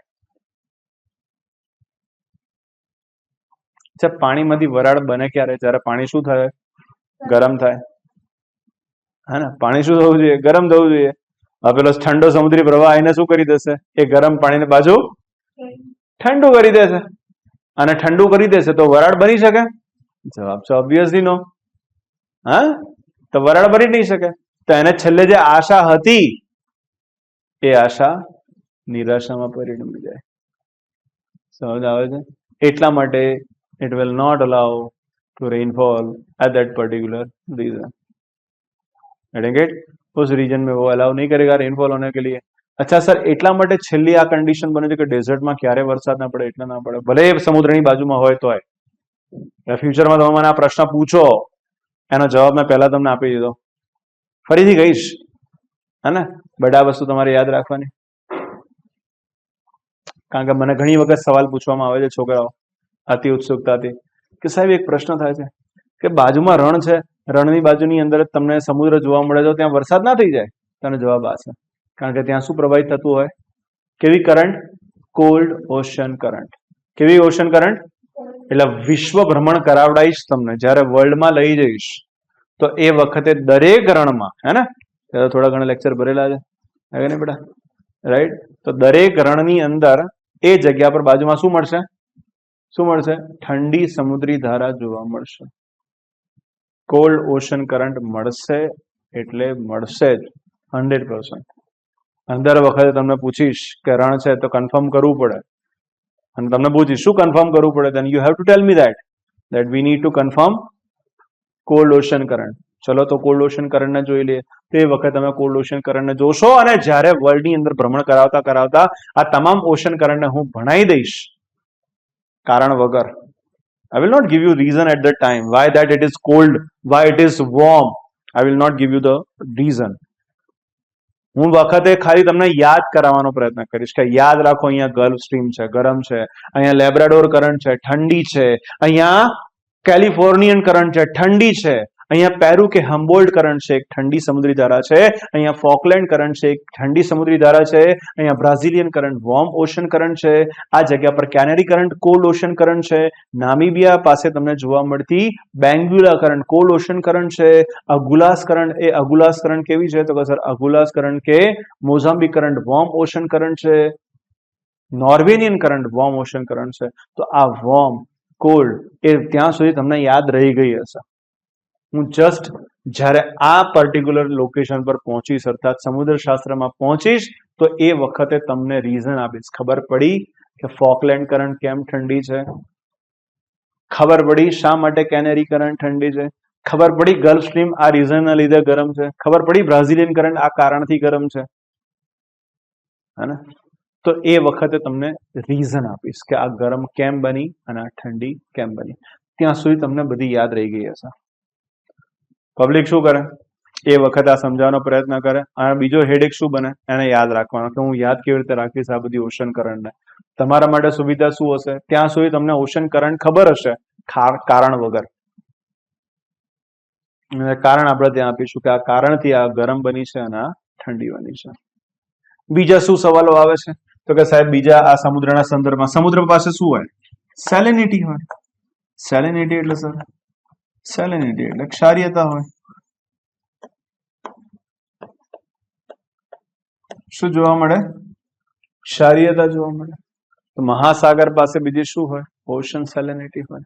કોઈ જગ્યા પર મહાસાગરની ક્ષારીયતા ખૂબ વધારે હોય, કોઈ જગ્યા પર મહાસાગરની ક્ષારીયતા કેવી હોય, ઓછી હોય. તો મહાસાગરની ક્ષારીયતા કોઈ વસ્તુ પર વિશેષ રીતે અસર કરશે ને કેમ નહીં કરે.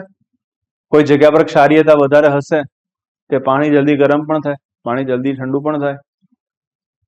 એટલે સર જેટલા સોલ્ટ્સ એમાં વધારે હોય, અચ્છા ધારો કે તમને હું કહું, સાંભળજો, સાયન્સની સાથે જોડેલી વાત છે.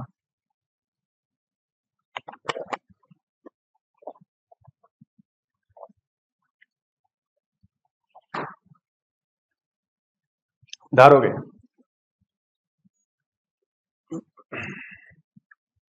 આ સરફેસ પર પાણી પથરાઈ ગયું, પાણી બહાર નીકળવાની જગ્યા નથી, આટલા હાથ સુધી, આટલે સુધી પાણી ભરાયું, હે ને? અને એક ઇલેક્ટ્રિસિટીનો તાર એ પાણીમાં પડ્યો, તણખલા ઉડે, તમે બધે તમારા પગ ઉપર લઈ રહ્યા છો. હું થોડોક સ્ટેજ પર છું એટલે થોડું ઉપર છું, એટલે મારા સુધી પાણી નથી પહોંચતું, પણ અહીંયા બાકીના ફ્લોર પર પાણી દેખાય છે.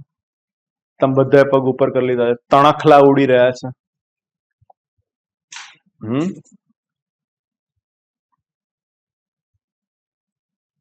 તો ધારો કે શું નામ બેટા તારું, સંદીપ. સંદીપ અહીંયાથી એ પાણીમાં પગ નાખે તો સંદીપને કરંટ લાગે, હે?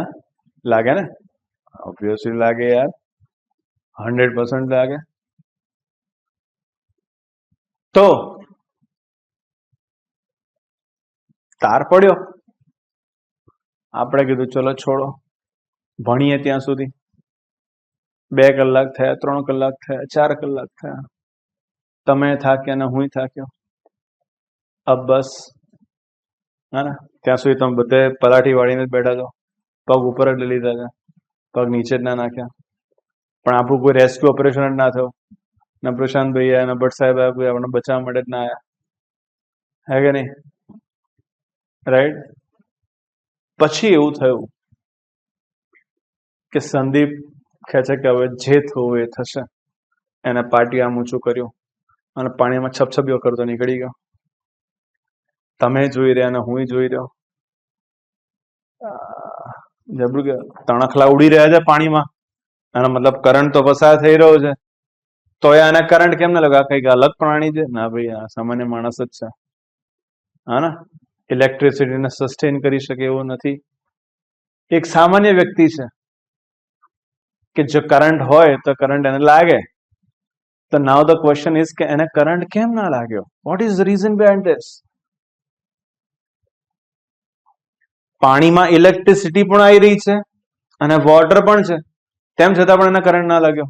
શું કેવું છે? કેમ ના લાગ્યો હોય?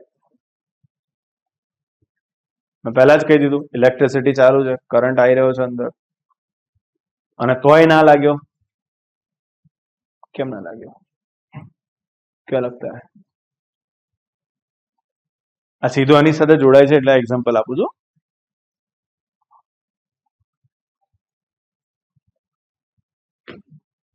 કારણ કે એ પાણી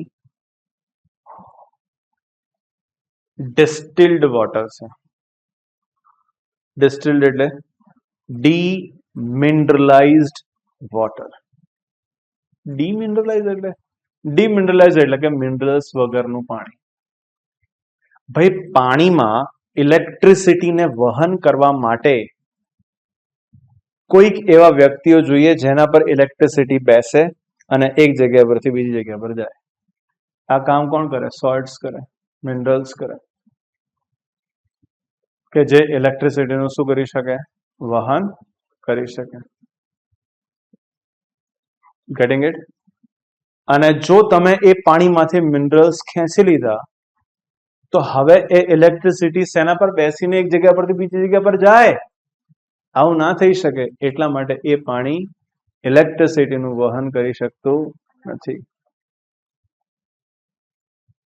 અચ્છા સર, એટલે પહેલાની ગાડીઓમાં પેલી કાર્બોરેટર, આપણા જે પેલા એન્જિન્સ આવે છે એની અંદર જે રેડિએટર આવે, એ રેડિએટરની અંદર પહેલા એવું પાણી નાખવામાં આવતું હતું?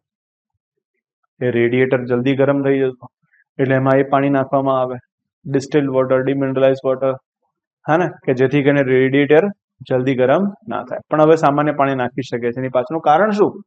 કુલન્ટ યુઝ થતા હોય છે એટલા માટે, હે ને? એ ગાડીમાં શું યુઝ થતા હોય? કુલન્ટ. અને એટલા માટે કુલન્ટ જે છે એ રેડિએટરને કેવું રાખે? ઠંડુ રાખી દે. આ કારણ છે, હે ને? સો જેટલા સોલ્ટ્સ એની અંદર વધારે હશે એટલે એની કંડક્ટિવિટી કેવી હશે? વધારે હશે. આવો જ એક પ્રયોગ તમે 3 ઇડિયટ્સમાં જોયો હતો. Salted water is the best conductor of electricity. જોયેલા મૂવી, હા ને? રાઈટ? તો એની અંદર તમે આ એક પ્રયોગ જોયો હશે, બરાબર? રાઈટ? કે જ્યારે પેલો સાયલેન્સર, હે ને, એ બાથરૂમ કરતો હોય છે તો એ વખતે પેલા જે નાના ભૂલકાઓ હોય છે જેમને એમના સરે કંઈક શીખવાડ્યું હોય છે, હા ને, તો એ પ્રયોગ, એ salted water that is the best conductor of electricity. ખાલી ઇલેક્ટ્રિસિટી નહીં, ઉષ્માનું પણ એવું વહન કરતા હોય. સો એટલા માટે જેટલા પાણીમાં ક્ષાર વધારે હોય એટલું એ જલ્દી ગરમ પણ થાય અને એ એટલું જલ્દી ઠંડુ પણ થાય. એટલે એને કોના પર અસર કરી? ટેમ્પરેચર પર અસર કરી. સમજાય છે? તો જેટલા સોલ્ટ્સ વધારે હશે એટલું એ પાણી ગરમ પણ એટલું વધારે થશે, એટલું ઠંડુ પણ વધારે થશે, એટલી એ જમીન પર ઇફેક્ટ નાખશે. સમજમાં આવે છે? તો બધું શું છે? જોઈન્ટ થયેલું છે. Get it? સો એટલા માટે આ બધી સ્ટડી જ્યારે થતી હોય તો એ એની કઈ સ્ટડી કહેવામાં આવે? ફિઝિકલ જિયોગ્રાફીની સ્ટડી. કોના સંદર્ભમાં? તો કે સર આ ફિઝિકલ જિયોગ્રાફીની સ્ટડી વર્લ્ડના સંદર્ભમાં. આ ફિઝિકલ જિયોગ્રાફીની સ્ટડી ઇન્ડિયાના સંદર્ભમાં. આ ફિઝિકલ જિયોગ્રાફીની સ્ટડી ગુજરાતના સંદર્ભમાં. ખબર પડી? તો જ્યારે વર્લ્ડ લઈ જાઓ તો વર્લ્ડમાં ફિઝિકલ જિયોગ્રાફી ઇમ્પોર્ટન્ટ છે.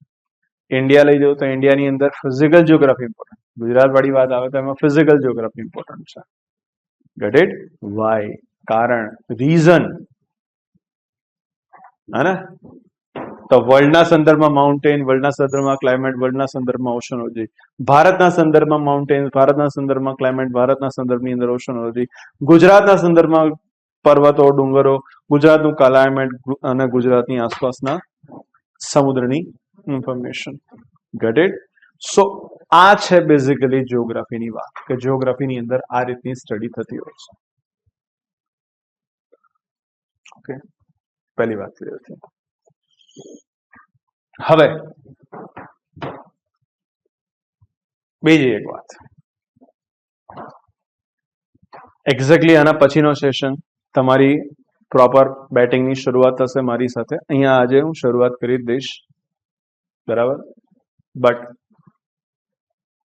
એકચ્યુઅલ પ્રવેશ આપણો જિયોગ્રાફીમાં આના પછીના સેશનથી થશે.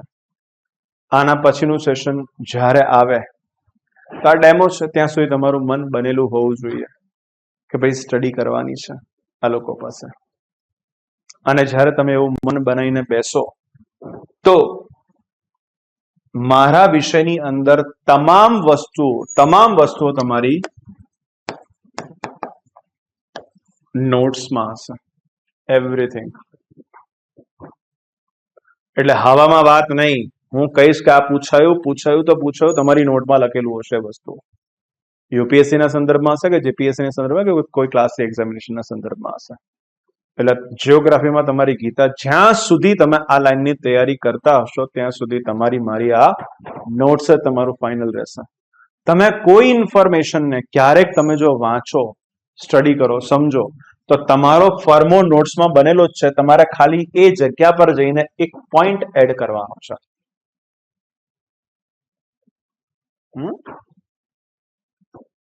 કે ફોર એક્ઝામ્પલ મેં ચક્રવાતના સંદર્ભની અંદર તમને 4 વાત કીધી, એક 5મી તમે નવી વાત કદાચ સાંભળી કે જે મેં કદાચ મેન્શન નથી કરી. આવું બહુ ઓછું બનશે.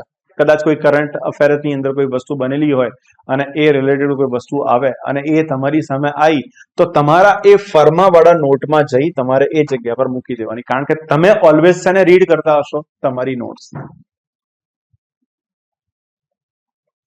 જો મારી પાસેથી તમારે સૌથી મહત્વની વાત, આ લાઈનમાં તમારે શું એપ્રોચ રાખવાનો છે એ પણ શીખવાનો છે.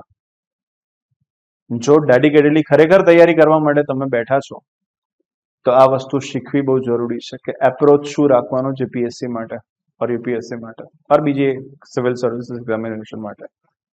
એપ્રોચ બહુ મહત્વનો છે. અને એક વખત હાર્દ સમજી ગયા તો પછી દરેક વિષયો તમારા માટે ઇઝી બની જશે એને સમજવો.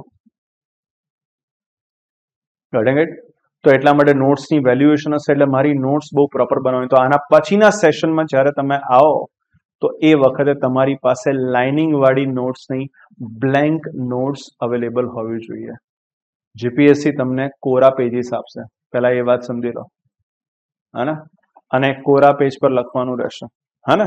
શરૂની અંદર તમે કોરા પેજ પર લખશો તો લાઈન આમ જશે, હા ને. અને પછી એક સિચ્યુએશન આવશે કે તમારી એક સ્ટ્રેટ હવે સીધી ડિરેક્શનમાં તમે વસ્તુને લખતા થઈ જશો. તમે તમારા ટીચર્સ, તમારા પ્રિન્સિપલ્સ થી લઈને બધા લોકો જ્યારે જે લેટર પેડની અંદર લખતા હતા, કોઈ ઓફિસરને તમે જ્યારે લખતા જોયું હોય, તમને એવું થાય કેવી રીતે આ બ્લેન્ક પેજ પર લખી શકે છે. હા, અરે ભાઈ તમે ખુદ ઓફિસર થવાના છો, બરાબર છે ને. તેનું પહેલું આ પગલું કે તમારું લખાણ એ તમને શેના પર આપવામાં આવે, બ્લેન્ક પેજ પર આપવામાં આવે. તો એ બ્લેન્ક પેજ પર તમે પ્રોપરલી વસ્તુને મેન્શન કરી શકવા જોઈએ. સો એટલા માટે તમારે કોરા પેજ વાળું લાઇનિંગ્સને મૂકી દેવાની, બરાબર. બહાર આખી રીલ્સ મળતી હોય જેનું તમે ઝેરોક્સ કઢાવતા હો છો, તો એના એક આખી લગભગ 1000ની આખી જો રીલ આવતી હોય તો એના 250 કે 300 તમને જે યોગ્ય લાગે એવા 2 કે 3 પાર્ટ તમારે કવર કરી અને 2 ભાગની અંદર કે 3 ભાગની અંદર કે 4 ભાગની અંદર વિભાજિત કરી એની સ્પાઇરલ્સ બનાવી દેવાની. અને એ સ્પાઇરલ્સની અંદર જ તમારે તમામ કામ કરવાનું. Getting it? તમારી નોટ્સ બહુ પ્રોપર જોઈશે, બરાબર. એટલે પ્રોપર જોઈશે એટલે લાલ, પીળા, કાળા અલગ અલગ અક્ષરોમાં તમે લખો એવી બધી વાત નહીં કહેતો. તમામ વસ્તુ જે ક્લાસમાં હું બતાવું એ ક્લાસની અંદર તમને અહીંયા જ લખેલી હોવી જોઈએ, પહેલી વાત. બીજી વાત, રેગ્યુલરિટી બહુ જોઈશે, બરાબર. જો દેવું ચડાયું, હે ને, દેવું 2 રીતે હોય, એક પૈસાના સંદર્ભમાં અને બીજું જ્ઞાનના સંદર્ભમાં.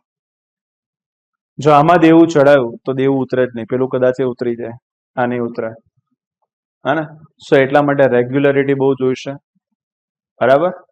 એક દિવસ આવો કે 2 દિવસ આવો અને ફરી પાછો 2 દિવસને કમ્પન્સેટ કરવા માટે તમે પાછા 3 દિવસ ગેરહાજર રહો, એ ચાલે નહીં. એવી સુવિધાને ક્યારે ઉપયોગ ના કરશો કે ભાઈ અમને તો ઓનલાઈન મળી જવાનું છે ને અમે જોઈ લઈશું. એ જ સૌથી મોટો પ્રોબ્લેમ છે. આ સુવિધા છે કે જે તમારી કેટલીક પરિસ્થિતિઓને પહોંચી વળવા માટે તમને હેલ્પ કરશે. આ એના માટે છે કે જે ખરેખર તૈયારી કરવા માંગે છે બટ અહીંયા આવી નથી શકતો. આ માત્ર એમના માટે છે. એની પાછળનું કારણ જે લોકો ઓનલાઈન બેઠા છે એ લોકોને ખબર છે કે તમે જે શિદ્દતથી જે શાંતિ સાથે અહીંયા બેસી શકો છો, ભલે કદાચ મન બહાર કદાચ કોઈક વખત ફરવા જતું રહે, પણ જો તમે આ જ લેક્ચરને તમે લાઈવમાં જોતા હો ને તો તમે આટલી સ્ટેબિલિટી સાથે મને ના સાંભળો. Get it? તો આ સુવિધા છે.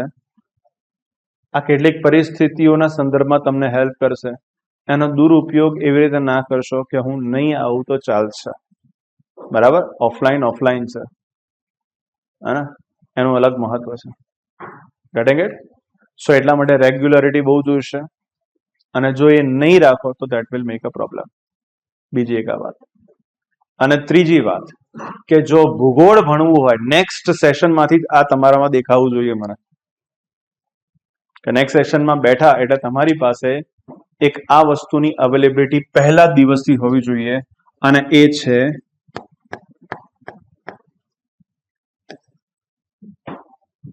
એટલાસ. યાદ રાખજો, મારી સાથે નહીં, દુનિયાભરમાં ક્યાંય પણ જશો ને, જીઓગ્રાફી આના વગર નહીં સ્ટડી થાય. Okay? So you need to bring an atlas. આ તમારે લાવવાનું રહેશે. બરાબર? અને આ એટલાસ કયો રહેશે? તો એટલાસ રહેશે ઓક્સફોર્ડનો સ્ટુડન્ટ એટલાસ ફોર ઇન્ડિયા. યાદ રાખજો મારો આ શબ્દ કયો જોઈશે? કયો એટલાસ? બાર માર્કેટમાં મળતો હશે, જો આ લઈ આયા તો 200-250 માથે પડશે. બરાબર? તો આ ભૂલ ના થાય, હા ને? So you need to bring an Oxford student atlas for India. બરાબર? હા ને? તો તમારો એન્થુઝિયાઝમ એ મને નેક્સ્ટ સેશનમાં જ દેખાઈ જશે. તમે બોલ્યા વગર, પૂછ્યા કર્યા વગર એ એટલાસ તમારી ડેસ્ક પર અહીંયા હોવો જોઈએ, હા ને? અને સિવિલ સર્વિસીસની તૈયારી કરતા વિદ્યાર્થીઓના બેગની અંદર આ તો જોઈએ જ જોઈએ.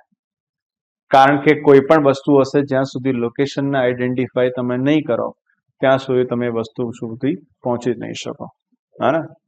અને એટલાસને સમજવો જરૂરી છે. કેમ ખબર છે? ભવિષ્યની અંદર તમને ટાઉન પ્લાનિંગ કરવા માટે આપ્યું, હવે તમે બેઝિક્સને સમજી નહીં શકતા, હા? ટાઉન પ્લાનિંગ કેમ ના કરશો? સમજ્યા કે નહીં? હા ને? ભાઈ સિવિલની અંદર તમે આખું સ્ટ્રક્ચર ફોર્મ કરતા હો, હે, તો ડાયરેક્ટલી લે ફરી વળો.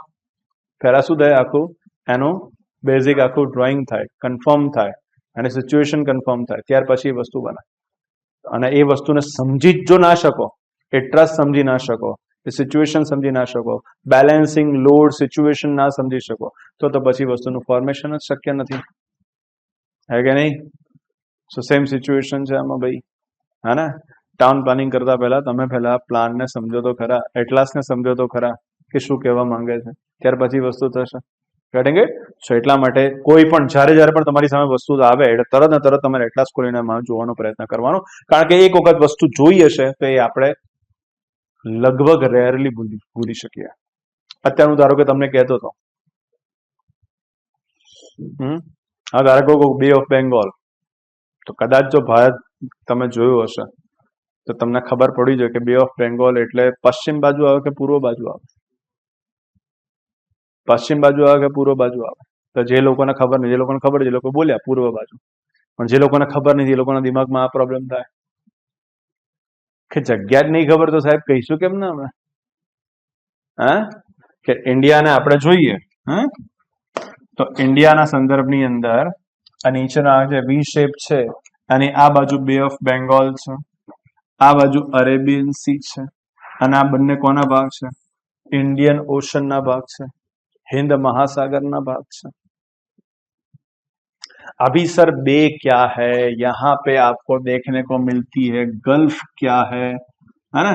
तो सर आई गल्फ છે, आई गल्फ એટલે શું અને એના બે વચ્ચેનું અંતર શું આવશે? અંદર સબ મિલેગા.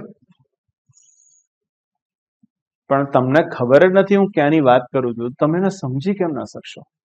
સો for that purpose you need to bring an atlas, है ना? તો તમે એ વાતને પ્રોપરલી આઈડેન્ટિફાઈ કરી શકશો. Got it? તો મેં તમને રિક્વાયરમેન્ટ કહી દીધી, આટલી આપણી રિક્વાયરમેન્ટ છે, બરાબર? એક પ્રોપર નોટ્સ અને બીજું એટલાસ, હે? આ બે આપણી એક જરૂરિયાત રહેશે અને ભૂલ ના પડવી જોઈએ. ઠીક છે? ચલો, તો આજે આપણે એક હું કયા ટોપિકની શરૂઆત કરીશ અને એમાં આપણે શું જોઈશું પેલા ઇનિશિયેટ કરી દઉં. હું તમારો જે સૌથી પહેલો ટોપિક શરૂ કરીશ, આપણો આ પહેલો ટોપિક રહેશે મોર્ફોલોજીનો. અને મોર્ફોલોજીના સંદર્ભની અંદર હું જે સૌથી પહેલા ટોપિકને લઈશ, આ ટોપિક તમારો રહેશે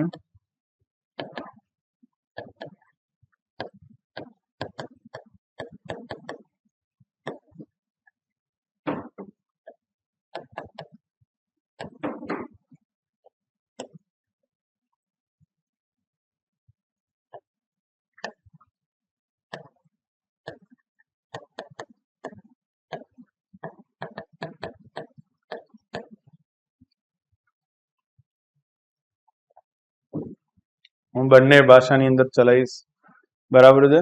સાથે સાથે આ બે લેંગ્વેજ તમારી પ્રોપરલી થતી જશે. જે લોકોને ગુજરાત ઇંગ્લિશ સાથે તકલીફ છે એ લોકોને સ્ટ્રેન્થન થવા લાગશે અને જેમને ગુજરાતી નથી સમજમાં આવતું એ લોકોને પણ પ્રોબ્લેમ નહીં થાય. આપણી સાથે ભાષાકીય પ્રોબ્લેમ ક્યારે નથી થવાનો, કારણ કે આ બોલચાલની ભાષા, તમે ગુજરાતમાં રહો છો તો બોલચાલની ભાષા ગુજરાતી તો સમજમાં આવતી જ હોય, બરાબર? બાકીનું કામ જે ઇંગ્લિશની અંદર જ્યાં જરૂરી છે એ જગ્યા પર એ કામ થઈ જશે. એટલા માટે ભાષાકીય પ્રોબ્લેમ આપણી સાથે અહીંયા નહીં બને. તો જેને ઇંગ્લિશ સાથે પ્રોબ્લેમ છે ધ્યાન રાખો, હું દરેકનું ગુજરાતી કહીશ, બરાબર? તો સાથે સાથે તમારું એ પણ સ્ટ્રોંગ બનતું જશે. Get it? ચલિए, હવે હું આ ટોપિકની શરૂઆત કરીશ. ઇન્ટિરિયર સ્ટ્રક્ચર સૌથી પહેલો ટોપિક હશે આપણો સ્ટડી કરવાનો. તો પહેલા તો એ પ્રશ્ન, કેમ સર? પહેલા તો આની સ્ટડી કેમ કરવાની? Why we need to understand the interior structure of the અર્થ. કેમ પહેલા આપણે આને સમજવું જોઈએ? પહેલી વાત, પહેલા એ વાય નો જવાબ આપો.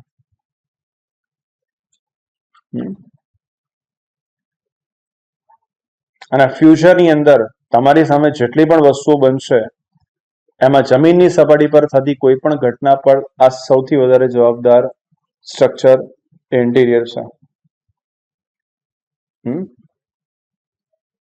મેગ્મા ક્યાંથી બહાર આવે છે? આંતરિક ભાગમાંથી. ઇન્ટિરિયરમાંથી બહાર આવે છે કે નહીં આવતો? આવે છે.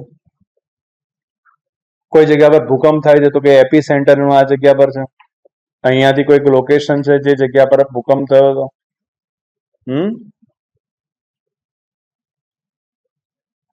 તમે એવું કહો છો કે આ જગ્યા પર હિમાલયનું ફોર્મેશન કેવી રીતે થયું? તો સાહેબ બે પ્લેટો અથડાઈ છે. તમે કહું પૂછું તમને, જે લોકોએ વાંચું કર્યું હશે એ લોકોને આટલું ખબર હોય, હે ને, કે જે જગ્યા પર પર્વત બને તો શું હોય સાહેબ? એક પ્લેટ બીજી પ્લેટ હાથે અથડાય. Now the question is what is plate? कुछ पता नहीं है, ऐसे ही जान लिया प्लेट होती है ना? तो फंडा, अच्छा प्लेट पाછી ખસે ખરી? કેમ ખસે? આ કેમ, વાય, શા માટે, આ બધાનો જવાબ અંદર પડેલા છે. ફોર એક્ઝામ્પલ, સીઝન ખરાબ છે, કોઈ વ્યક્તિને ફીવર આવે છે, આપણે એવું કહીએ, તો ફીવર આવતી વખતે શું થશે? શરીર ગરમ થશે, હા કે ના? અચ્છા, શરીર ગરમ તો બધા જ રોગમાં થાય ને? તમામ રોગમાં શરીર તો ગરમ થવાનું જ થવાનું. કોરોનામાં તાવ આવે, મેલેરિયામાં તાવ આવે, ડેન્ગ્યુમાં તાવ આવે, ટાઇફોઇડમાં તાવ આવે. એટલે ટેકનોલોજી ભણાવું ને ત્યારે હું પૂછું ને જ્યારે કે બોલો બેટા મેલેરિયામાં શું થાય? એટલે કે તાવ આવે. ડેન્ગ્યુમાં તો કે ટાળવીને તાવ આવે. તાવ તો બધામાં આવવાનો. તાવનો મતલબ શું છે? શરીર ગરમ થવું, હે ને? તો તમે ડોક્ટર પાસે જાઓ કે કંઈક પ્રોબ્લેમ છે ત્યાં સુધી. બાકી માણસનો સ્વભાવ એવો છે કે ત્યાં સુધી એને ચલાવતો રહે, ઠૂણા મારી મારીને. કેન્સરની સિચ્યુએશનમાં કેમ જયારે ડોક્ટર પાસે જયારે સિચ્યુએશન જાય છે ત્યારે કહે છે કે તમે થોડા મોડા પડ્યા, ત્રીજા કે ચોથા સ્ટેજનું છે. તો શું પહેલા ખબર નથી પડતી? પડતી હતી. અને એ જે ઓછી પડે એમાં માણસને સહન કરવાની આદત હોય એટલે કે ક્યાં બધી મગજમારી કરવી, છોડ ને ભાઈ નહીં જવું. પણ જ્યારે એ પેન બહુ જ કન્ટિન્યુઅસ રહે અને અસહ્ય થવા લાગે ને ત્યારે એ પહોંચે. એ થતા ચેન્જીસને સમજી ના શકે ત્યાં માણસની એ વસ્તુને સહન કરવાની આદત પડી ગઈ હોય. સ્વભાવ એવો છે માણસનો, હા ને? કારણ કે એના મગજમાં એવું છે કે ડોક્ટર એટલે લૂંટવાનું એક જગ્યા છે, હા ને? કે જઈશું એટલે કાતરી નાખશે, એના માટે જ બેઠો છે, હા ને? ક્યાં પાછું આ એક તો આ ખર્ચા ઉભા છે, આ ખર્ચા ઉભા છે, એમાં પાછું એક નવું નાખવાનું, આમ કરવાનું, તેમ કરવાનું, એટલે ચલાવી લે. પણ એ પરિસ્થિતિમાં જ્યાં પહોંચે ત્યાં એ થોડો તકલીફમાં વધારે પહોંચી ગયો હોય. તો ભાઈ શરીર ગરમ થાય તો આપણે ડોક્ટર પાસે જઈ અને દવા કરાવવાનો પ્રયત્ન કરીએ. મતલબ બાહ્ય ભાગમાં કોઈ પરિવર્તન થઈ રહ્યું છે, એનો રૂટ કોઝ આંતરિક ભાગમાં પડેલું છે. એટલે અંદર કંઈક પ્રોબ્લેમ છે. કાં તો પ્લેટલેટ્સ ઘટી રહ્યા છે, કાં તો આરબીસી મરી રહ્યા છે, કાં તો લીવર પર સોજા છે, કાં તો કોઈ જગ્યા પર ટાઇફોઇડની અસરના લીધે આંતરડાની અંદર કાં તો આપણા સ્ટમકની અંદર પ્રોબ્લેમ થવા લાગ્યો છે. સમજમાં આવે છે? સ્નીઝિંગ, કફિંગ છે. તો આ બધી જ ઇફેક્ટ આપણને બાહ્ય ભાગમાં દેખાય છે. પ્રોબ્લેમ ક્યાં થયો છે? આંતરિક ભાગમાં. તો એવી જ રીતે મારે પૃથ્વી સપાટી પર આ પ્લેટ્સના હલનચલન સમજવા છે. મારે એવું આઈડેન્ટિફાઈ કરવું છે કે પૃથ્વી સપાટી પર જે જ્વાળામુખી પ્રક્રિયા થઈ છે એ જ્વાળામુખી પ્રક્રિયા આંતરિક ભાગનો મેગ્મા બહાર કેવી રીતે આવ્યો છે, એની પાછળનો રૂટ કોઝ આઈડેન્ટિફાઈ કરવો છે. હે, તમે કોઈ કૃત્ય કર્યું સ્પેસિફિક, તમારા મમ્મી પપ્પાએ જોયું, તમારા મમ્મી પપ્પા કહે છે કે ભાઈ આ એનું રેગ્યુલર નથી, આવું કરતો નથી. Then they want to know about the root cause. કેમ કર્યું આને આવું? એના મગજમાં કંઈક ચાલી રહ્યું છે, એના આંતરિક ભાગની અંદર કંઈક ચાલી રહ્યું છે. તો સાહેબ પૃથ્વી સપાટી પર તમને જે પણ કંઈ દેખાય છે ને, એ જે પણ કંઈ દેખાય છે એ ગતિવિધિથી લઈને તમામે તમામ વસ્તુ ક્યાં પડેલી છે? Get it? એટલા માટે શું સમજવું પડે? ઇન્ટિરિયર સ્ટ્રક્ચરને સમજવું પડે. પહેલા મેં તમને રીઝન આપ્યું why we need to understand the interior structure. Clear? તો કોઈ તમને પૂછે કેમ આંતરિક સ્ટ્રક્ચરને સમજવાનું, તો જ્યાં સુધી અંદરનો ભાગની સિચ્યુએશન નહીં ખબર પડે ત્યાં સુધી બહારના ભાગ પર થવાવાળા પરિવર્તનને હું નહીં સમજી શકું. Getting it? તો એટલા માટે મારે સૌથી પહેલા તો આંતરિક ભાગને શું કરવો પડે? એને સમજવું પડે. નાઉ what will we understand in this particular part? આપણે આ પાર્ટમાં કઈ વસ્તુઓને સમજવાનો પ્રયત્ન કરીશું. તો એના 3 બેઝિક પાર્ટ આપણા બની રહેશે પૃથ્વીની આંતરિક સંરચનાના. એક, જેની અંદર હું સૌથી પહેલા એનું ઇન્ટ્રોડક્શન આપીશ કે sir what is the physical interior structure of the earth. એની પ્રસ્તાવના, ઇન્ટ્રોડક્શન એટલે સૌથી પહેલા એની પ્રસ્તાવના થશે. આનાથી શરૂઆત કરીશું આપણે. અને ત્યારબાદ પ્રિલિમ્સ પોઈન્ટ ઓફ વ્યૂ થી સૌથી વધારે મહત્વનો એનો ભાગ કે જે પીટીમાં સૌથી વધારે વખત પૂછાયો છે અને પૂછાશે એવો એનો સૌથી મહત્વનો ભાગની ચર્ચા કરીશું. એ રહેશે એના આંતરિક સ્તરોનું વર્ગીકરણ, અર્થાત એના જે ઇન્ટિરિયર જે અલગ અલગ લેયર્સ છે એનું ક્લાસિફિકેશન. તો classification of the layers, classification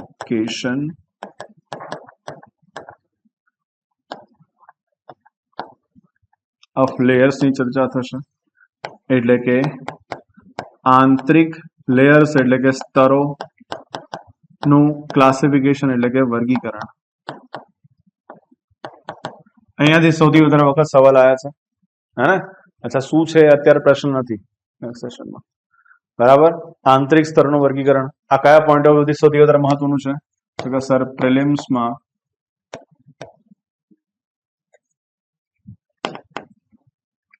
પ્રિલિમ્સની અંદર સૌથી વધારે આમાંથી સવાલ આવે આંતરિક સ્તરોના વર્ગીકરણમાંથી. આ એનો બીજો મહત્વનો ભાગ રહેશે. અને ત્રીજું મેઇન્સ પોઈન્ટ ઓફ વ્યૂથી સૌથી મહત્વનો ભાગ એવું રહેશે તમારો, ધેટ ઇઝ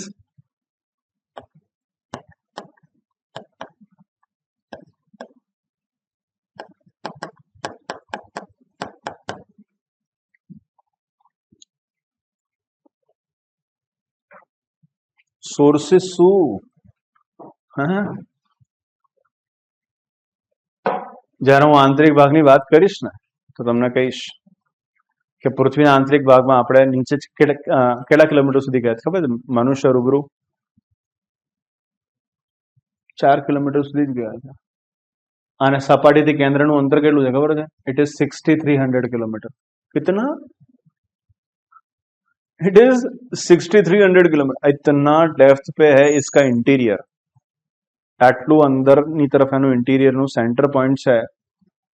તો સર નીચે આવું છે એવું કેવી રીતે કહેશો તમે? હે ને?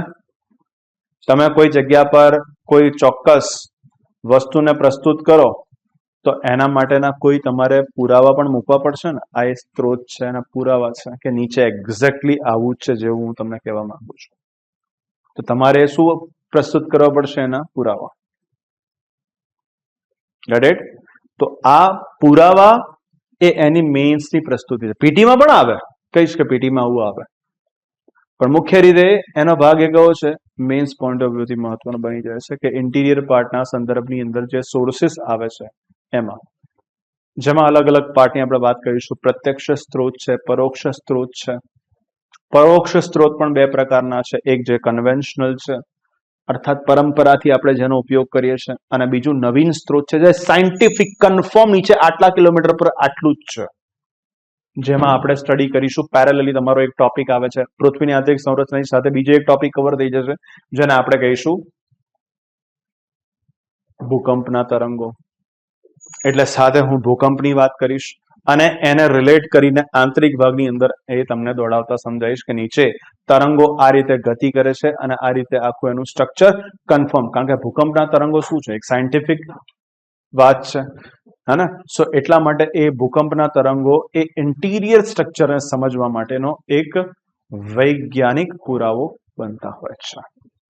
Get it? તો આવી રીતે એક આખો હોલિસ્ટિક એપ્રોચ રાખી અને આપણે આપણા આ પાર્ટને કમ્પ્લીટ કરીશું. લગભગ આપણા 3-3.5 સેશન સુધી આપણો આ પાર્ટ ચાલશે.